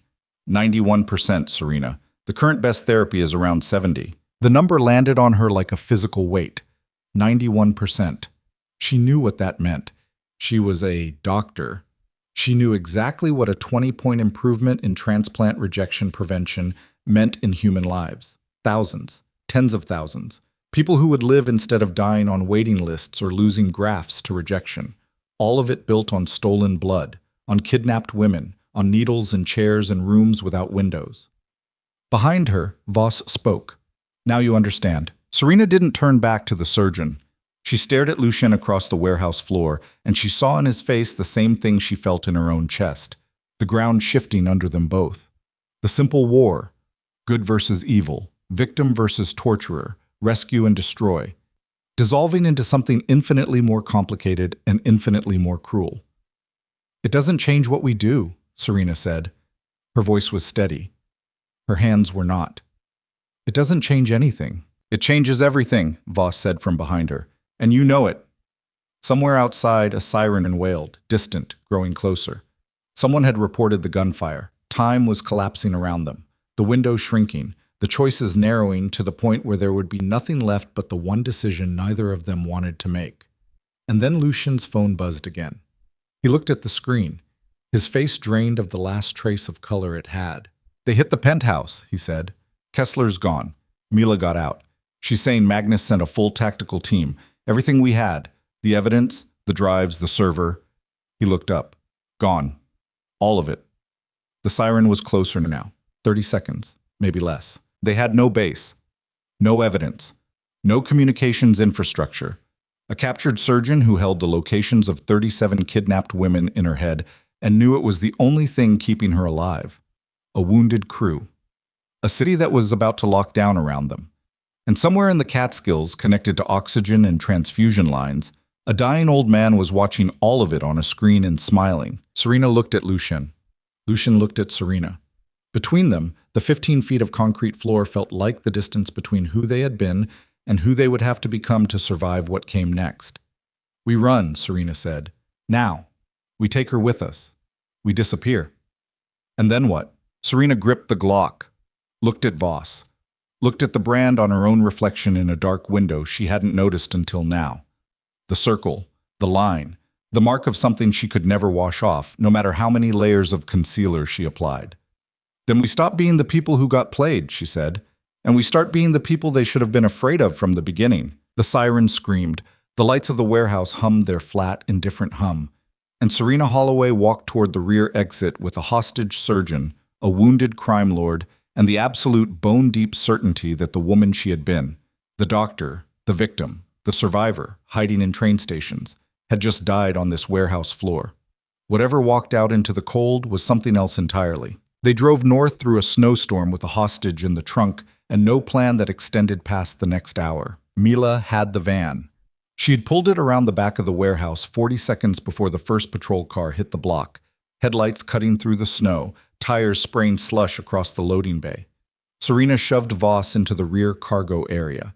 Not gently, not with the care a doctor shows a patient, but with the blunt efficiency of someone who had stopped thinking of this woman as a person and started thinking of her as a container for information they needed. Dex collapsed into the passenger seat, bleeding through the rag pressed against his face.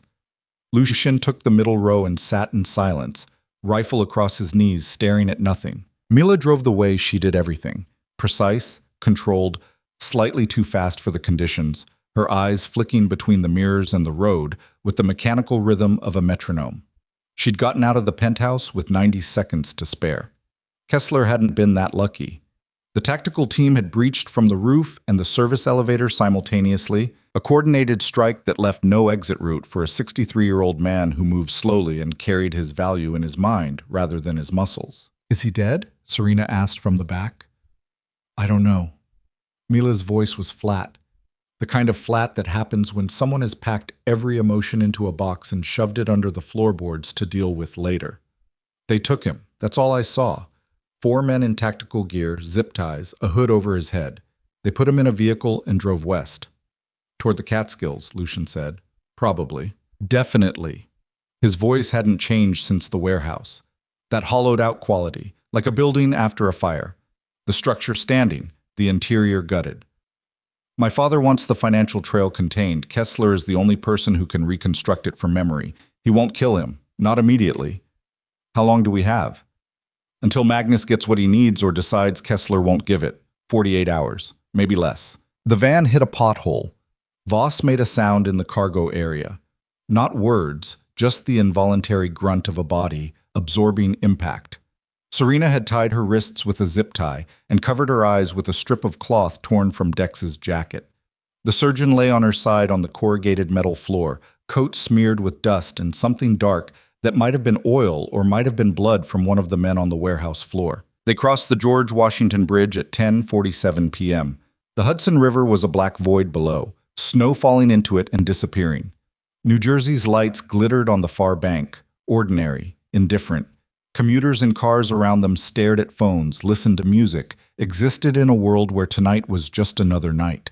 Serena watched them through the window and felt the distance between their reality and hers stretch until it became something she could almost see, a membrane, thin and transparent, separating the world where people scrubbed floors and ate dinners and went to sleep without checking the locks twice from the world where women were emptied in basements, and old men bought immortality with stolen blood. Where are we going? Dex's voice was thick, distorted by the swelling in his face. He'd stuffed cotton from the van's first aid kit into his left nostril to stop the bleeding, and the result made him look like a man who'd been assembled incorrectly. Lucian answered without looking up. The mountain house. That's compromised. Magnus knows about, not the one he knows about, the other one. A pause.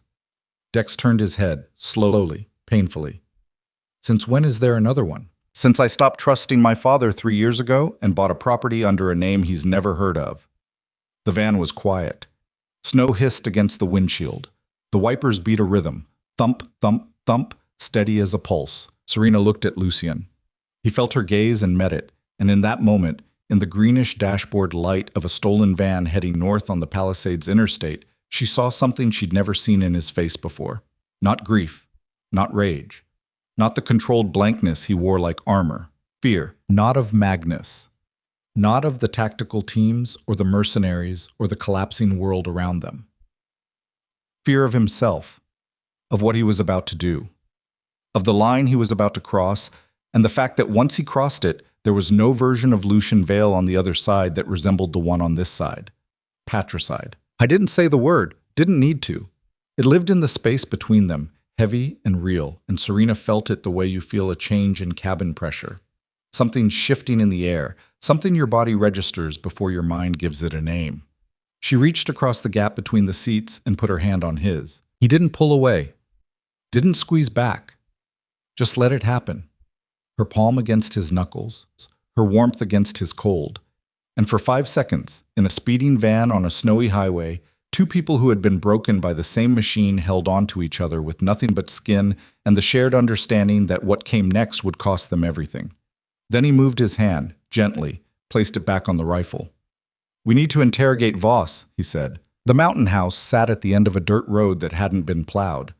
The van struggled the last quarter mile, tires spinning, engine whining, until Mila found traction on frozen gravel, and they lurched to a stop in front of a structure that looked less like a house and more like something the forest was in the process of reclaiming. 2 stories. Log construction, dark windows. A generator shed around the side. No neighbors for 3 miles in any direction. Dex killed the engine. The silence was total. The kind of silence that only exists far from cities, where the absence of noise has texture and weight. They brought Voss inside. The interior was sparse. A main room with a wood stove, a kitchen, 2 bedrooms, a basement accessible through a heavy door in the hallway floor. Lucien had stocked it, canned food, water, a medical kit that Dr. Marin had assembled, communications equipment sealed in waterproof cases, and weapons in a locked cabinet behind a false wall in the first bedroom. Not a bunker, a bolt hole. A place to go when every other place was gone. They put Voss in a wooden chair in the main room, removed the blindfold but left the zip ties. The wood stove was cold. The house was freezing. Their breath hung in the air in white clouds, and Voss, despite everything, the capture, the blindfold, the drive, the uncertainty, sat with her back straight and her chin level, as if she were attending a slightly inconvenient professional meeting. Serena hated her for it, hated the composure, hated the way Voss could sit in a chair with her hands bound in a house full of people who wanted her dead and still look like the most controlled person in the room. Lucian pulled a chair to face her, sat down, 3 feet apart, knees almost touching. 4 facilities, he said. Locations, now. And what do I receive in return? You receive the privilege of having both kneecaps intact for the next 5 minutes. Voss looked at him with something that might have been amusement and might have been pity. Violence as negotiation. How wonderfully primitive. Primitive works. I burned the Petrov Syndicate to the ground with primitive. I can do the same to you. You burned the Petrovs because they were stupid and disorganized. I am neither. Voss shifted in the chair, adjusting her position with the limited range her bound wrists allowed. Let me explain something, Lucian. I'm the only person alive who knows the exact locations of all 4 facilities and the identity of every donor inside them. If I die, that information dies. If I'm incapacitated, that information becomes unreliable. Pain has a way of corrupting data. You need me coherent, cooperative, and alive, which means the dynamic in this room is not what you think it is. You're tied to a chair, and you're tied to a clock.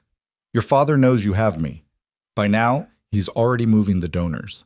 Liquidating, cleaning up. Every hour you spend threatening me is an hour he spends erasing evidence and relocating human beings to locations I can't identify because they didn't exist when I was captured. The silence in the room was sharp enough to cut with. Serena stood near the wood stove, arms folded, watching. She hadn't spoken since they'd entered the house. Hadn't needed to. The dynamic between Lucien and Voss was its own ecosystem, predator and predator, each trying to determine which one had the bigger teeth. But Voss was right about the clock.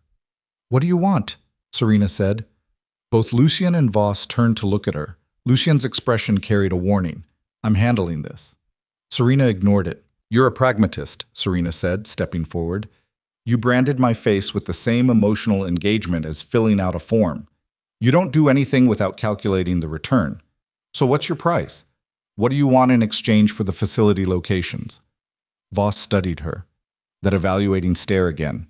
The one that measured human beings the way an appraiser measures jewelry. "Immunity," Voss said. "Full, legal, documented. We're not the government, no. But you have the information to build a case, the financial records, the client lists, enough to bring federal prosecutors to the table. When that happens, and it will, because men like Magnus Vale don't fall quietly, I want a deal. Witness protection, a new identity, the opportunity to continue my research in a legitimate setting." "Your research," Serena's voice was ice. "Your research that required draining kidnapped women. My research that produced a 91% efficacy rate in transplant rejection therapy. My research that will save more lives in the next decade than every surgeon in this room will save in a lifetime. You can hate me, Serena. You've earned that right. But hating me and needing me are not mutually exclusive, and right now, you need me more than you need your anger." Serena's hand twitched toward the Glock at her hip, not consciously. The muscle memory of 3 weeks of training responding to a stimulus. Threat, anger, the instinct to solve a problem with the tool strapped to her body. Lucien caught it. "Serena." She stopped. Breathed. Felt her pulse in her temples. 108T. Too high. "Facilities first, Lucien," said, turning back to Voss. "Then we discuss Terms first, then facilities. You're not in a position to—" "I'm in the only position that matters. I'm the one with the information." Voss's composure hadn't cracked. Not once. Not during the warehouse. Not during the drive. Not now. "Give me your word that when the federal case is built, I'll be offered a deal. Full immunity, new identity, continuation of research. Your word, Lucien. I know what that's worth in your world." The wood stove was still cold. Nobody had lit it. The house creaked in the wind. Outside, snow fell through the trees in the kind of heavy, deliberate silence that makes the world feel smaller than it is. "You have my word," Lucien said. Each word cost him something. Serena could see it. The expenditure in his jaw, his shoulders, the way his fingers curled against his thighs. He was promising immunity to the woman who killed his sister. He was buying information with the one currency he had left, and the price was a piece of his soul he would never get back. Voss nodded, satisfied, businesslike. Facility 1, a sub-basement beneath a textile factory in the garment district. West 36th Street, 8 donors. Facility 2, a converted storage unit in a warehouse complex in Newark, New Jersey. Industrial sector, 12 donors. Facility 3, the Catskills compound. Your father's property. This is the primary facility. 11 donors and the main extraction lab. She paused. Facility 4 is offshore. A cargo vessel registered in Panama, currently anchored in international waters 12 miles off Montauk Point. 6 donors aboard. This is the transport hub for overseas buyers. Mila was writing. Fast. Abbreviated notation that Serena couldn't read. "Security details," Lucien said. "A garment district, 4 guards, rotating 12-hour shifts, lightly armed. Newark, 6 guards, ex-private military, heavier hardware. The Catskills compound has the most, 12-man security detail, all ex-military, plus your father's personal bodyguard team. 8 men, 20 total, and the ship has a crew of 14, including 4 armed escorts." Lucien processed. Serena could almost see the math happening behind his eyes. Manpower versus firepower, timing versus terrain. the calculus of violence that he'd learned through years of doing what other people only read about in newspapers. We can't hit all four simultaneously, he said. We don't have the people. You don't need to. Voss's voice shifted, slightly. A new register, not quite conspiratorial, but adjacent to it. Magnus will consolidate. It's what he does when threatened. He'll pull resources from the weaker facilities to reinforce the Catskills compound. That's his base. That's where he feels safe. Within 24 hours, the Garment District and Newark facilities will be skeleton crewed. Hit those first. Free the donors. Then bring everything to bear on the compound. And the ship? The ship leaves at dawn in 2 days. A buyer in Dubai. If the ship sails, those 6 women are gone. Forever. Serena's stomach dropped. Not metaphorically. A physical lurch. The kind of visceral response that happens when the body processes information faster than the mind. 6 women on a ship. 2 days. A buyer in Dubai. The specificity made it real in a way that numbers and statistics didn't. 6 actual human beings in actual rooms on an actual vessel, breathing actual air, waiting for something to happen that they couldn't know was being planned in a freezing cabin in the mountains by people who were barely holding themselves together. We split up, Serena said. Lucian looked at her. No. We don't have a choice. The Garment District in Newark can be hit with small teams. Mila and Dex take one. I take the other. You go to the compound. Alone?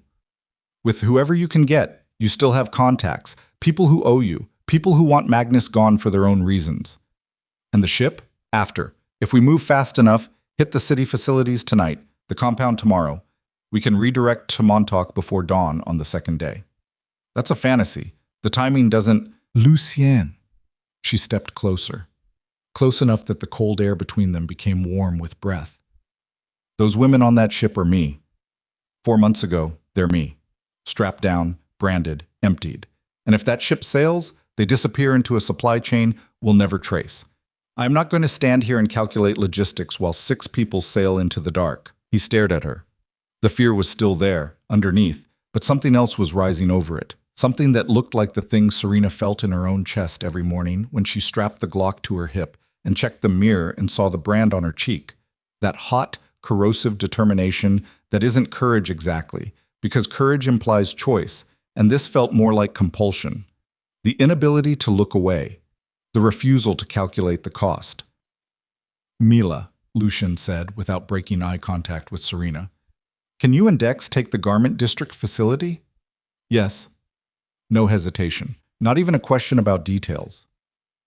Dex? The big man was leaning against the kitchen counter, cotton still stuffed in his nostril, one eye swelling shut. He looked like a man who'd been fed through an industrial machine and reassembled by someone who didn't have the manual. I can shoot with one eye, he said.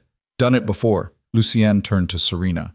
Newark is 12 armed professionals, ex-military. You've had 3 weeks of training. I'm not going in shooting. I'm going in through the ventilation system, the way I did at the warehouse.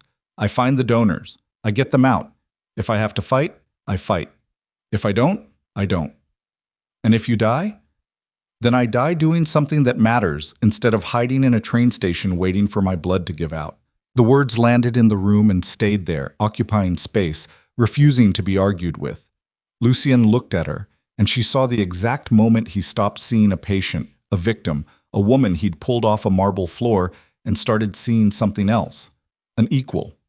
A person who had walked through the same fire he'd walked through and come out the other side made of different material. 20 hours, he said. We move in 20 hours. Mila and Dex hit the Garment District at midnight. Serena takes Newark at the same time. I hit the compound at 2 a.m. The ship. We figure out the ship after. After means too late. After means after. One crisis at a time. It wasn't enough. Serena knew it. Lucien knew it. But it was what they had, and in a freezing cabin in the mountains with a hostage surgeon and a wounded crew and a billionaire patriarch dismantling evidence somewhere to the west, what they had would have to be enough. They spent the next 16 hours preparing in a way that felt less like planning and more like a ritual of controlled desperation. Mila mapped the Garment District facility using the schematics Kessler had compiled before the penthouse was hit, the files she'd saved to a portable drive in the 90 seconds before the tactical team breached. Floor plans. Guard rotations extrapolated from the data Serena had provided about the facility she'd been held in. Assumptions layered on assumptions, built on the hope that Magnus ran his operations with enough consistency to be predictable. Dex cleaned and loaded weapons with the methodical patience of a man who'd done it 1,000 times. He didn't talk, didn't need to. His hands moved with the certainty of long practice. Magazine, check, seat, rack, function test, set aside, next. The rhythm was almost meditative. Lucien made calls, sat in the corner bedroom with the door closed, speaking in low tones to people Serena couldn't identify. She heard fragments through the wall, names she didn't recognize, numbers, coordinates, favors being called in, debts being collected. The machinery of a criminal empire being redirected from profit to purpose. And Serena interrogated Voss. Not with violence, not with threats.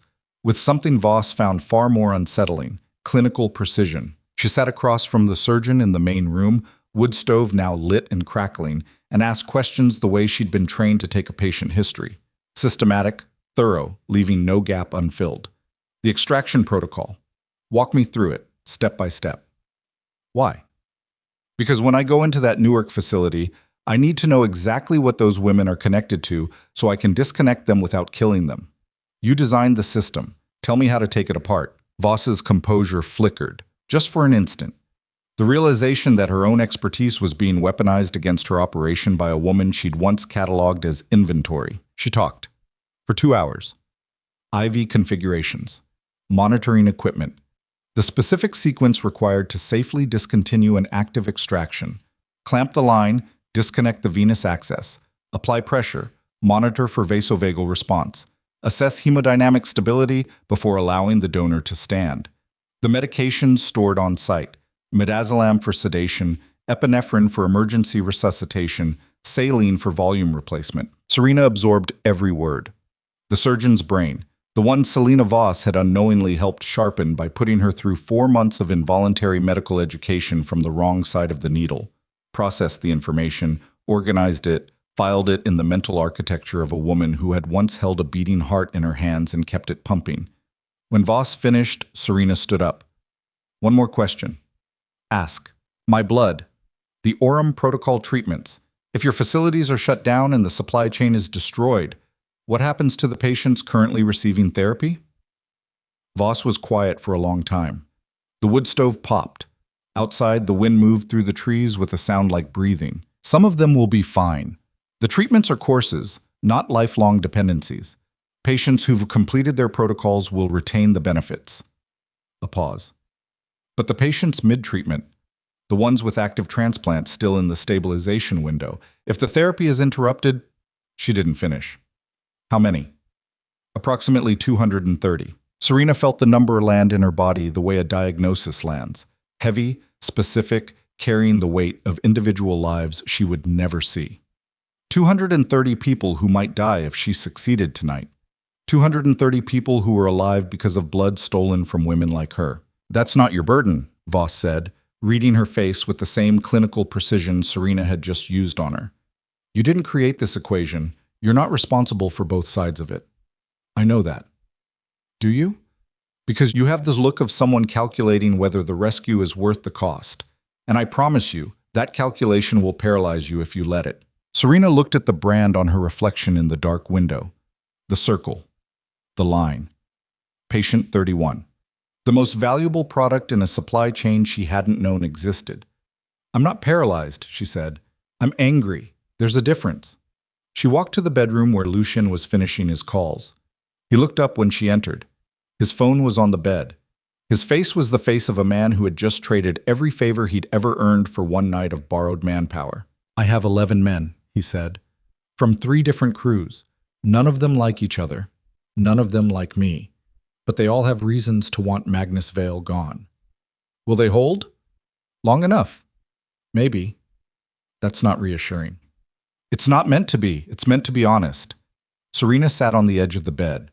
The mattress was thin, the springs audible. Everything in this house felt temporary. A place between places. A breath between breaths. 230, she said. Lucien looked at her, waited. That's how many patients might die if we shut down the program. Mid-treatment. Active transplants in the stabilization window. Voss told you that. Is she lying?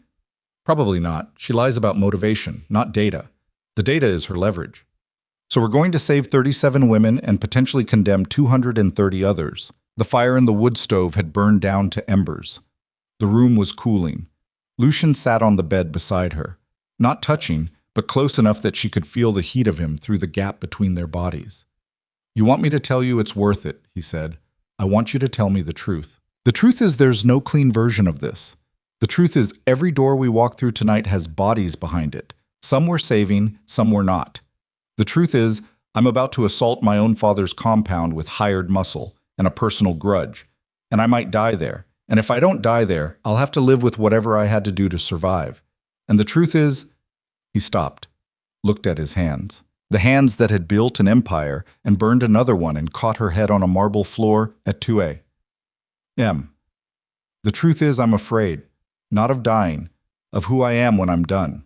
Serena looked at him, at the hard angles of his face softened by dim light, and the particular vulnerability of 3 a.m. confessions in cold rooms. She saw the crack in his armor, not a weakness, but a gap where something human still lived despite everything that had tried to kill it. She put her hand on the back of his neck, pulled him forward, pressed her forehead against his. They stayed like that, breathing, two people on the edge of something that would break them or make them, and probably both. And the only honest thing left to do was stand at the edge together and stop pretending the fall wasn't coming. Come back, she whispered. Whatever happens at the compound, whatever you have to do, come back. Serena, that's the deal.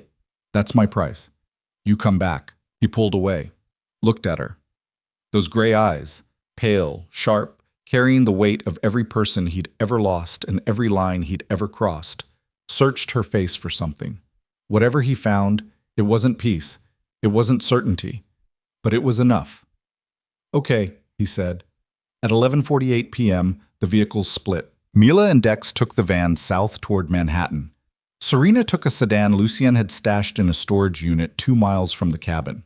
Lucien took the SUV west, toward the Catskills, toward his father, toward the end of something that had started the day his sister was taken from a world that hadn't noticed her disappearance. Voss stayed at the cabin, zip-tied to a support beam in the basement, water, a blanket, a bucket, enough to survive the night. The information she'd provided was verified as far as they could verify it.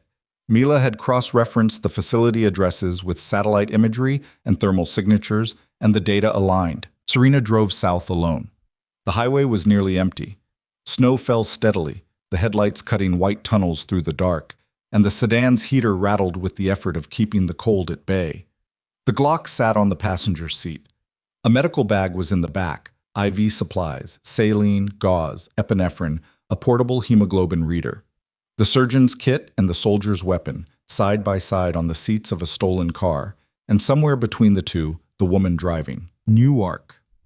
An industrial warehouse complex in a part of the city that shut down after dark and didn't wake up until morning. 12 donors inside, according to Voss. 6 armed guards, ex-military. Heavy hardware. The ventilation system was her entry point. Voss had confirmed the layout, and Serena had spent 4 hours memorizing the duct routes from the schematics Mila had pulled. She parked 3 blocks away, cut the engine, sat in the dark. Her hands were steady. Hemoglobin at 10.8, Dr. Marin's last reading before the penthouse fell. Strong enough, barely. The kind of strong that meant she could function at capacity but had no reserve. No margin for error. If she took a hit, if she lost blood, if the fight lasted longer than her body could sustain, there would be no second wind. Just a slow, familiar slide toward the floor. She checked the Glock. Magazine full. Round-chambered. Safety off. She checked the medical bag. Saline bags, 5. IV start kits, 12. Epinephrine auto-injectors, 4. Scissors for cutting zip ties and restraints. She got out of the car. The cold hit her like a wall. December in Newark, Industrial District, wind cutting between buildings with nothing to slow it down. She pulled the collar of her jacket up, tucked the Glock into the holster at her hip, slung the medical bag across her body, started walking. The warehouse complex was 4 buildings arranged around a central parking lot. Loading docks, chain-link fencing, security lights that flickered with the inconsistency of old wiring. Building C, northeast corner. That was the one. Voss had described it.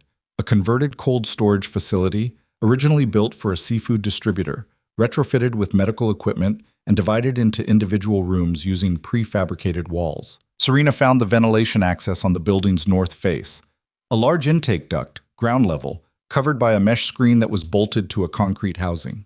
She crouched beside it, listened. From inside, the faintest sound. Rhythmic, mechanical, the hum of blood centrifuges. She knew that sound the way a person knows a voice that is whispered in their nightmares every night for 8 months. It was the sound of the white room, the sound of the chair, the sound of her life leaving her body through a tube while someone monitored a screen and made notes. Her hands started shaking, not from training, not from adrenaline, from the old fear, the deep, primal, precognitive terror that lived in her brainstem and recognized this sound as the sound of captivity and pain. Her body was reacting to a stimulus her mind hadn't processed yet, flooding her system with cortisol and norepinephrine, preparing her to flee from a threat that was simultaneously in front of her and behind her and inside her. She gripped the edge of the concrete housing until her knuckles whitened, pressed her forehead against the cold surface, breathed. In, count 4, out, count 4, in, count 4, out. The shaking slowed, didn't stop, but slowed enough. She removed the mesh screen. It came free easier than the Penn Station grate. Newer bolts, less corrosion. The duct was wide enough for her body. She went in head first, medical bag dragging behind her, Glock in her right hand, elbows pulling her forward through the dark. 12 women, 6 guards, 1 surgeon with a gun and a medical bag and a brand on her face and absolutely no room left in her body for the fear that was trying to drown her. She crawled, deeper, darker, toward the hum. 400 miles to the west, Lucian Vale was loading a magazine in the back of an SUV parked on a mountain road, watching the lights of his father's compound glow through the trees like the eyes of something waiting.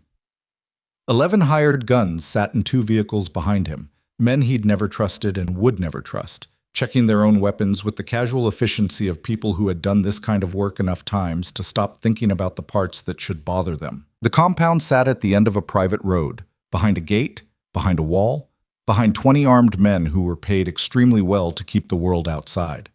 Inside, connected to oxygen and transfusion lines and the blood of kidnapped women, a 73-year-old man was watching security monitors and waiting for his son to come home. Lucien chambered around. The sound was small, final. He picked up his phone. 1 bar of signal. Enough. He typed a message to Serena. 2 words. Stay alive. Then he killed the phone, killed the headlights, and began driving toward the lights through the trees, and the snow fell heavier now, heavy enough to bury footprints, heavy enough to muffle sound, heavy enough that by morning, whatever happened on this mountain would already be disappearing beneath a clean, white, indifferent silence. The first guard died without making a sound. Serena was 12 feet inside the ventilation duct when she heard his boots on the concrete below. Heavy, rhythmic, the bored cadence of a man walking a route he'd walked 1,000 times. She peered through a vent grate and saw the top of his head, shaved, a radio clipped to his shoulder, an automatic rifle slung across his chest.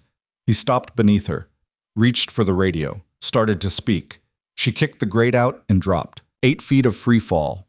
She landed on his shoulders with both knees, and his body folded the way bodies fold when 130 pounds of directed force hits the cervical spine at an angle it was never designed to absorb.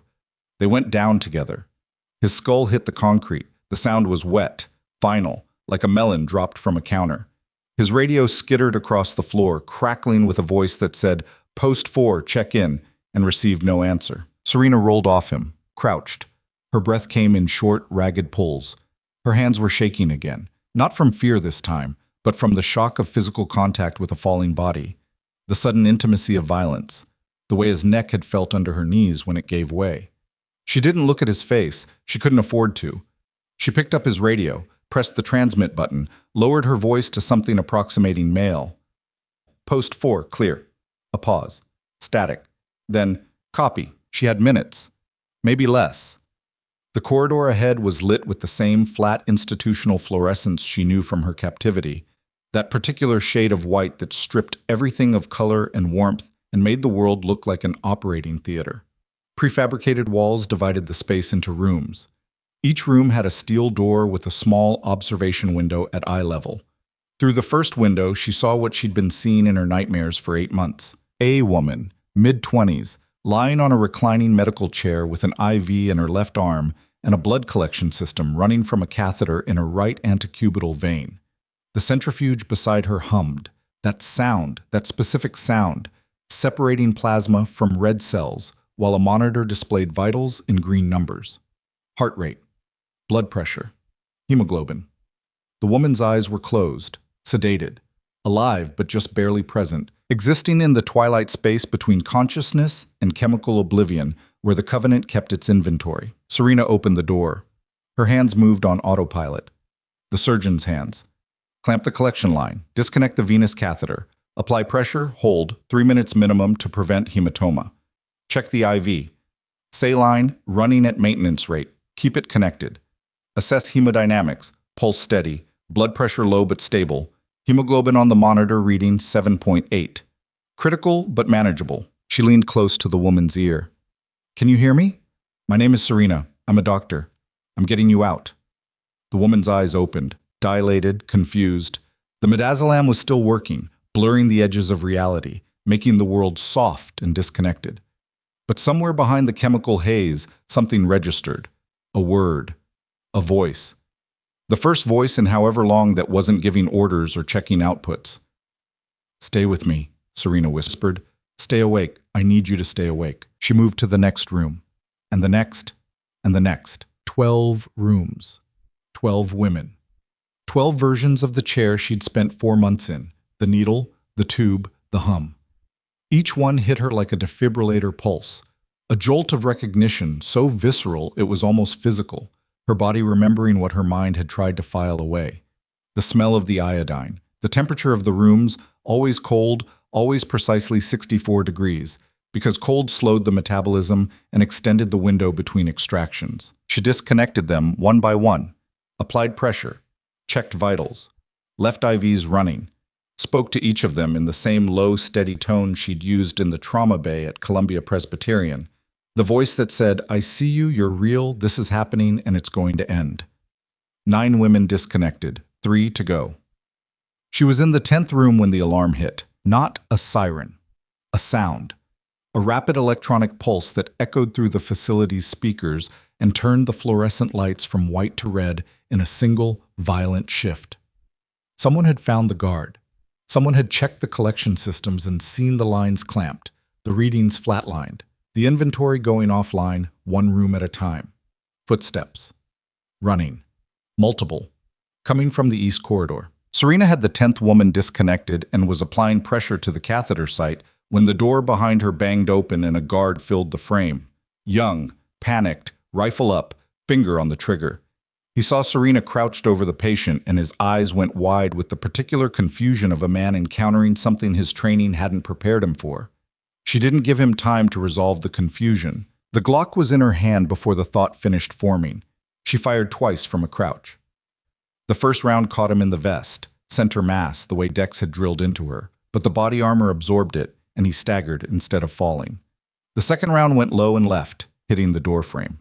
He recovered, swung the rifle toward her. Serena dove behind the medical chair. Rounds punched through the prefabricated wall above her, showering her with dust and fragments.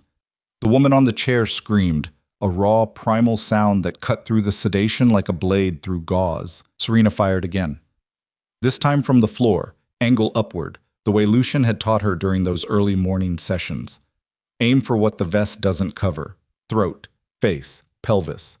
The round hit the guard's thigh and he buckled, rifle swinging wild, a burst of automatic fire stitching across the ceiling and shattering a fluorescent fixture. Glass rained down. The light went red dark. He hit the floor and Serena was on her feet moving past him before he stopped sliding, stepping over his legs, hearing his breathing turn to wet gasps behind her, not stopping, not looking back. 2 more rooms. 2 more women. She worked faster now, hands shaking but functional, the alarm pulsing in her skull like a second heartbeat. Clamp. Disconnect. Pressure. Check. Move. The 11th woman was unconscious, wouldn't wake. Hemoglobin at 5.9. Serena hit her with epinephrine, 0.3 milligrams, intramuscular, the auto-injector hissing against the woman's deltoid, and watched the heart rate spike from 48 to 91 in 4 seconds. Not a fix. A bridge. Enough to keep her alive until something better came along. The 12th room was empty. The chair was there. The equipment was there. The collection bags hung from their hooks, half full, still warm. But the woman who should have been in the chair was gone. Recently. The IV line was disconnected but not clamped, fluid dripping onto the floor in a steady rhythm, a puddle spreading beneath the chair, catching the red emergency light and turning the color of something Serena didn't want to name. Someone had moved her. In the minutes since the alarm. Someone had taken the 12th donor and disappeared into a part of the facility. Serena hadn't mapped. She stood in the empty room, blood-warm saline soaking into her shoes, and made a choice. 11 women. She could get 11 women out. Right now. Through the corridor, through the duct, into the parking lot, into the world. 11 lives saved. A number any surgeon would be proud of. Or she could go deeper into a facility she didn't know. Alone. Injured. Her left arm was bleeding, she realized. A fragment from the wall had opened a gash above her elbow that she hadn't felt until now. Looking for one woman who might already be in a vehicle heading somewhere she'd never find. She went deeper. Not because it was smart.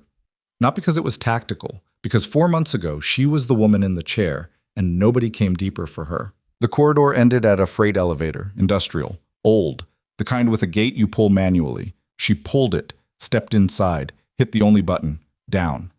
The elevator groaned, descended. The air changed, colder, damper, smelling of concrete and something antiseptic that made her sinuses burn. The doors opened onto a room she hadn't expected. Not another extraction chamber. A laboratory. Real equipment, gene sequencers, cryogenic storage units, centrifuges far more sophisticated than the ones upstairs. Workstations with monitors displaying data. Serena recognized from her residency protein analyses, immunological profiles, cellular response curves. This was the research level, the place where stolen blood became experimental medicine, where the raw material of human suffering was refined into the 91% efficacy rate that Voss had described with such clinical pride. And in the center of the room, strapped to a transport gurney with an IV running and a portable extraction unit whirring beside her, was a young woman with dark hair and closed eyes and a brand on her cheek that was still pink. Pink, still healing, new. A man stood beside the gurney, not a guard. He wore a lab coat and surgical gloves, and the particular expression of a technician interrupted in the middle of a task he considers routine. "Stop," Serena said. "Gun up." Both hands. The way Dex had drilled it. The technician looked at her, looked at the gun, looked at the brand on her cheek. "You're 31, he said. Surprise. Not fear. The surprise of a man encountering a product outside its expected context. "Step away from her." He stepped away, raised his gloved hands. "The evacuation protocol. I was just following the... I don't care what you were following. Disconnect her. Now. Show me you can do it safely, and I won't put a bullet in your hands." He disconnected the woman. His hands were steady, practiced, habitual. He'd done this 1,000 times. Connected and disconnected human beings from machines that drained them, with the same emotional engagement as plugging in a phone charger. Serena watched him work and felt something settle inside her. Not peace. Resolution.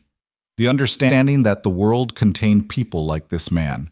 Not monsters, not sadists, just technicians performing tasks they'd stopped questioning, and that the system that created them was the thing that needed to die. Not just the facilities, not just the equipment, the entire architecture of indifference that allowed a man in a lab coat to drain a woman's blood and call it Tuesday. She got the woman onto her feet, barely conscious. Weight leaning heavily against Serena's injured side, blood from the gash on her arm smearing across the woman's hospital gown. "Walk," Serena said. "Lean on me. We're going up." They went up.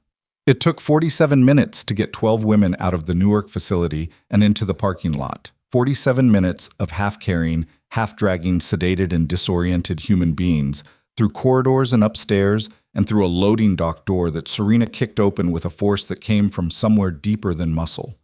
3 of the women could walk on their own. 4 could walk with support. 5 had to be moved on makeshift stretchers. Gurney pads dragged across concrete, Serena's back screaming, her injured arm bleeding freely now, the adrenaline fading and the pain settling in like a tenant who intended to stay. She called 911 from the dead guard's radio.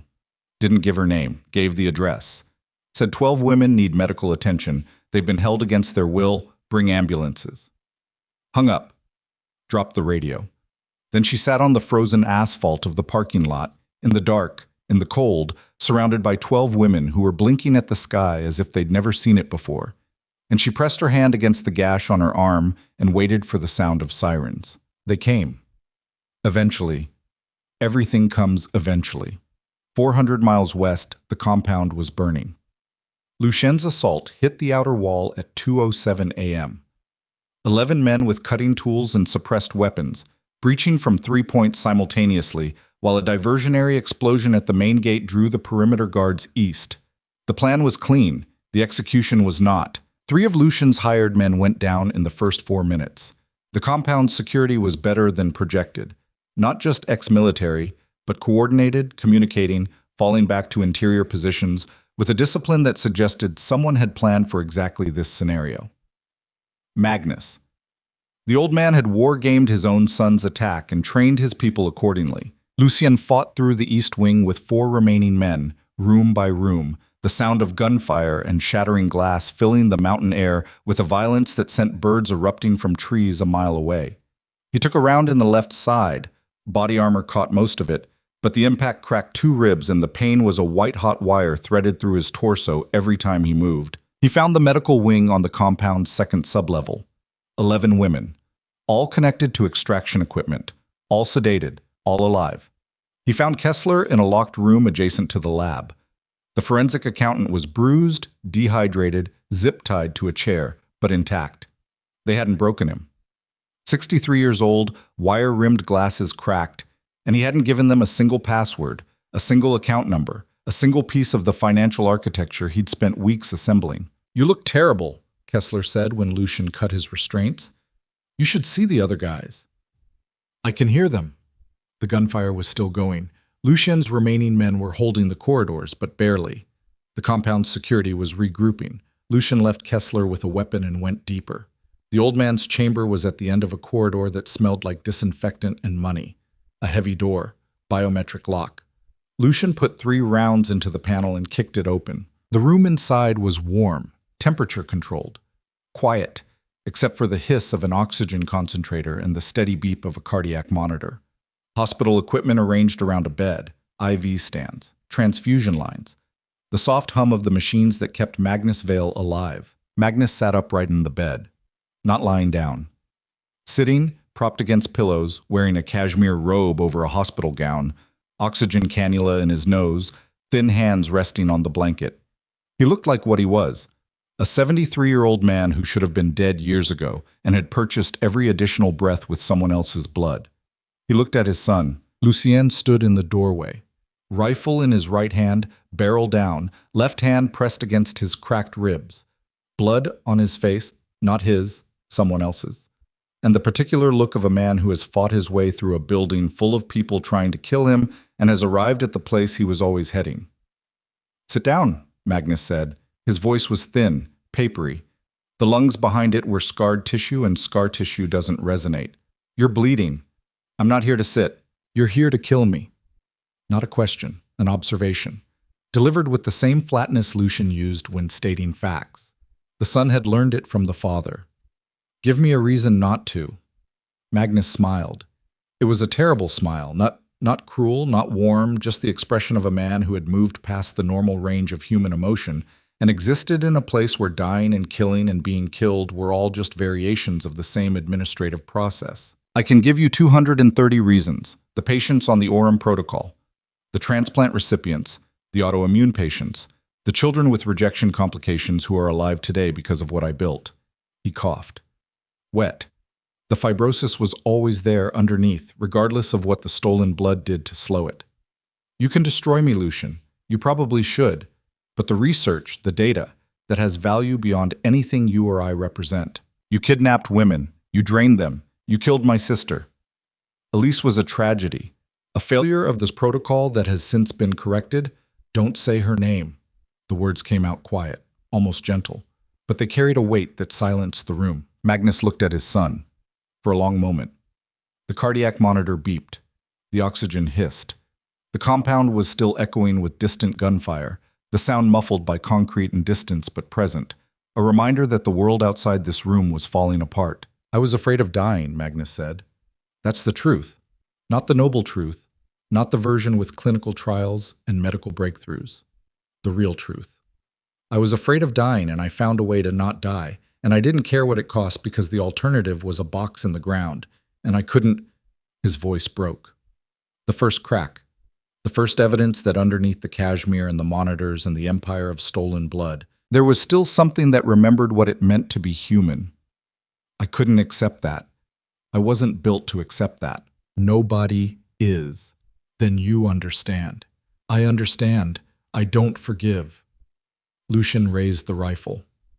Magnus didn't flinch, didn't close his eyes.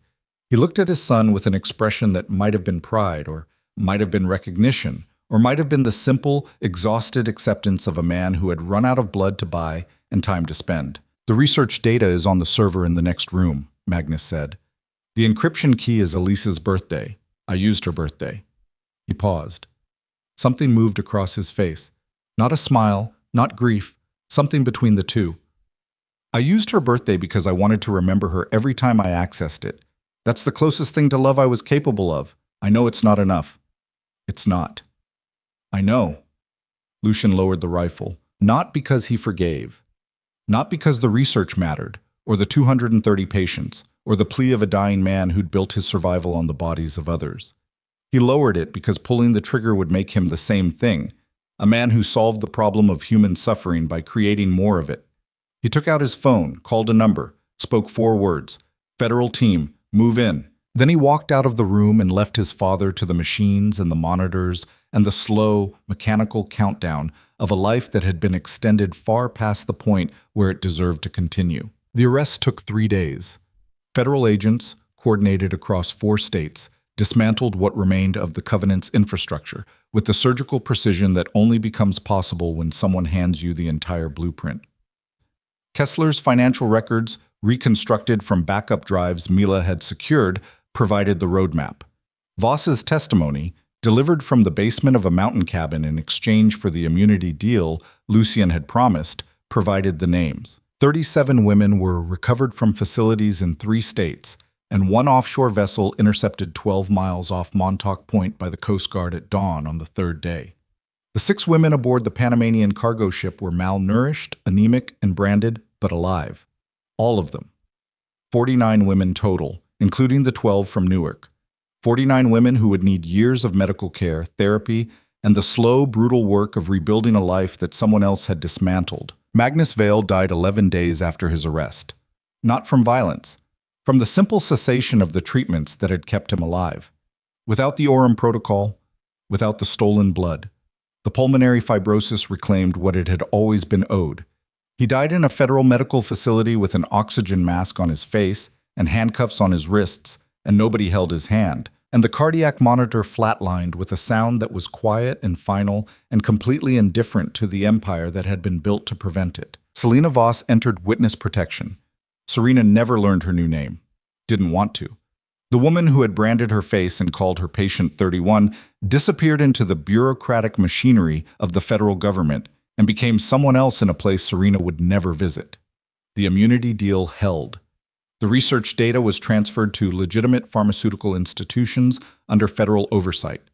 The Orem protocol continued, but with legally sourced blood, volunteer donors, proper consent.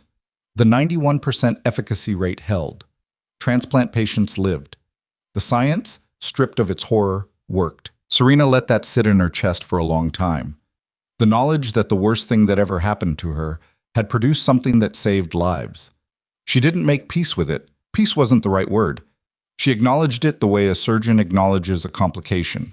It happened. It's real. It exists in the record, and you move forward carrying the weight of it because the alternative is standing still forever. Lucian turned himself in on a Thursday morning in January. Serena drove him to the federal building in Lower Manhattan. Neither of them spoke for most of the ride. The city moved around them in its usual state of controlled chaos. Cabs, pedestrians, The endless construction that made New York feel like a body perpetually rebuilding itself. Snow had melted. The streets were wet and gray and ordinary. He wore a dark coat, no tie, collar open.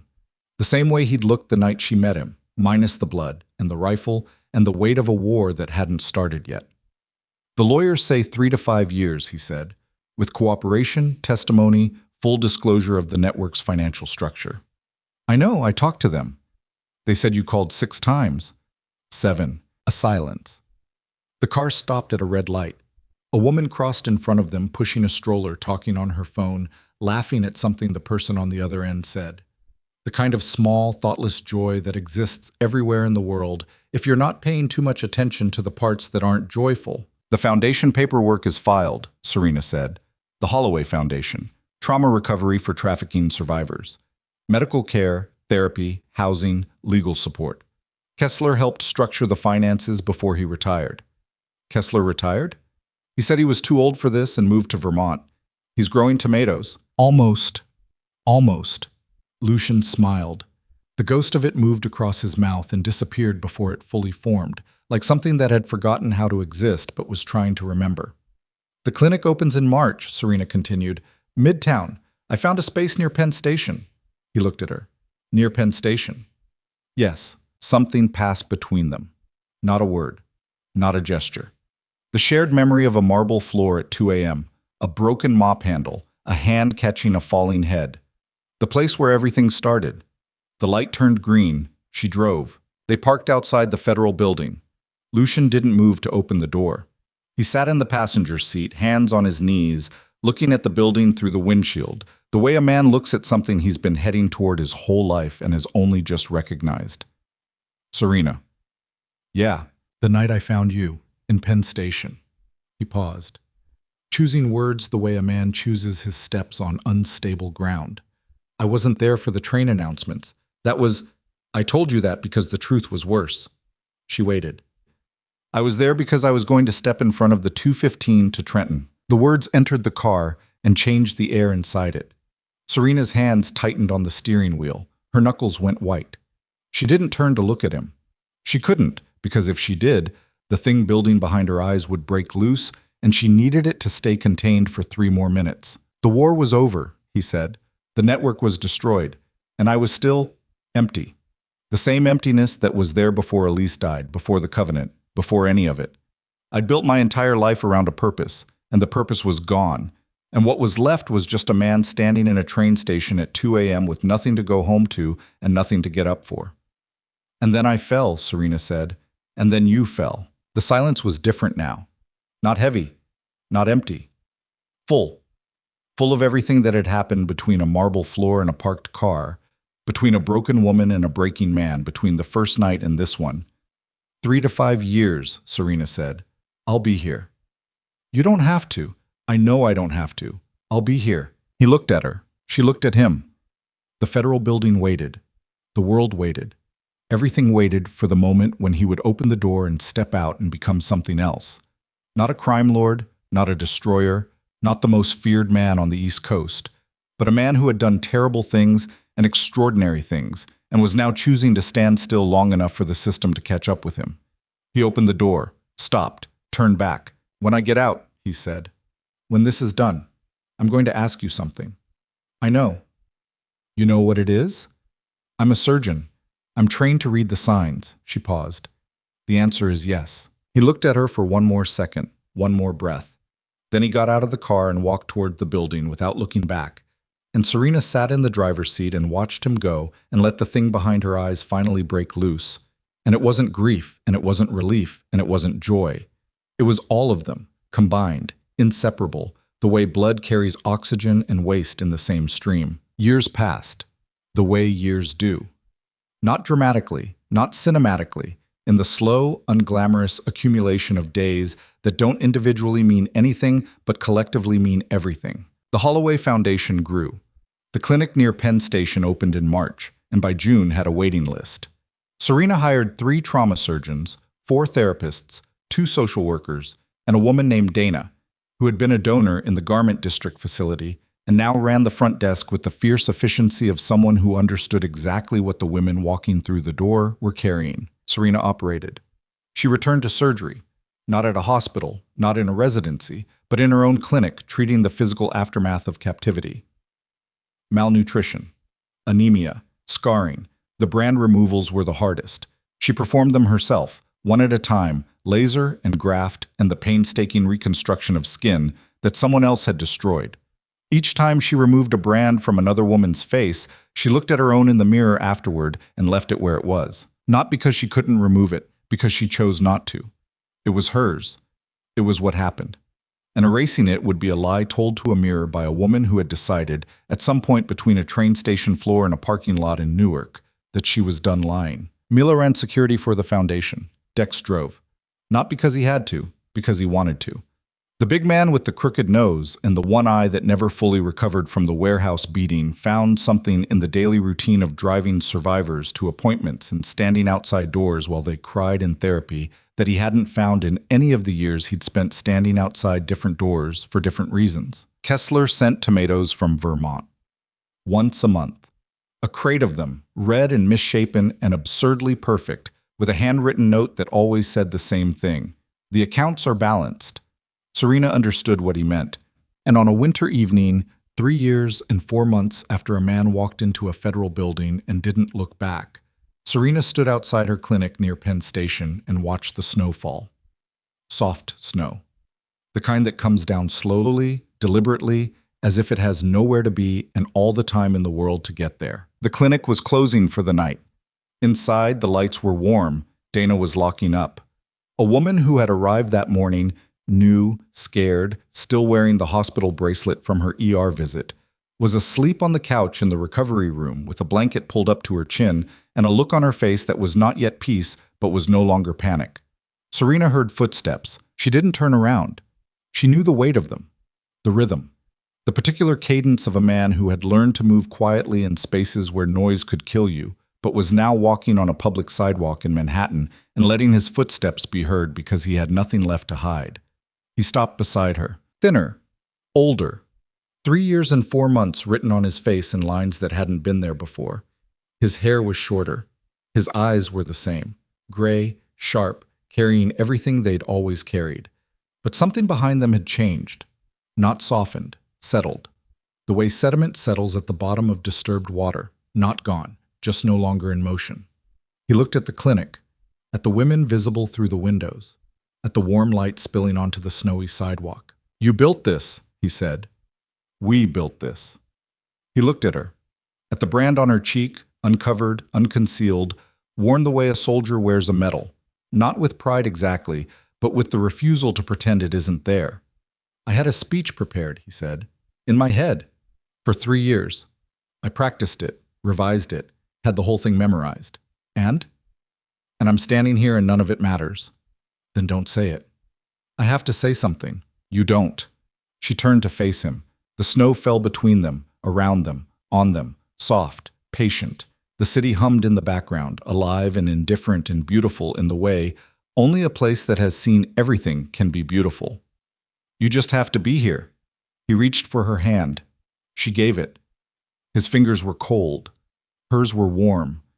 The difference between inside and outside, between waiting and arriving, between the years spent apart and the moment they ended. Marry me, he said.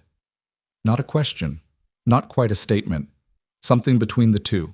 A sentence that had been building for 3 years and 4 months and was finally allowed to exist out loud. I already said yes, she said. In the car, remember? I remember. I just needed to hear it again. Yes. The snow fell. The clinic glowed. Inside, a woman who had arrived that morning terrified was sleeping on a couch. And she was alive. And she was safe. And tomorrow she would wake up and begin the long, brutal, unglamorous work of becoming a person again. Serena leaned into Lucian. He put his arm around her. They stood on the sidewalk outside a clinic built from the wreckage of an empire of blood.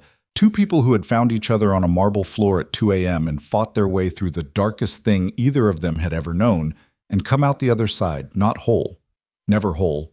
Not completely. The scars were permanent, and the memories were permanent, and the weight of what they'd done and what had been done to them would never fully lift. But alive. Alive was enough. Alive, Serena had learned, was everything. The snow kept falling across Manhattan, quiet, relentless, covering the city in white, the way time covers everything. Not erasing what's beneath, but softening it, slowly, until the sharp edges become something you can touch without bleeding. And somewhere beneath Penn Station, a train pulled away from the platform at 2:13 a.m., carrying passengers to places they needed to be. And the announcement echoed through the empty concourse, and nobody was listening. And that was fine. That was exactly fine.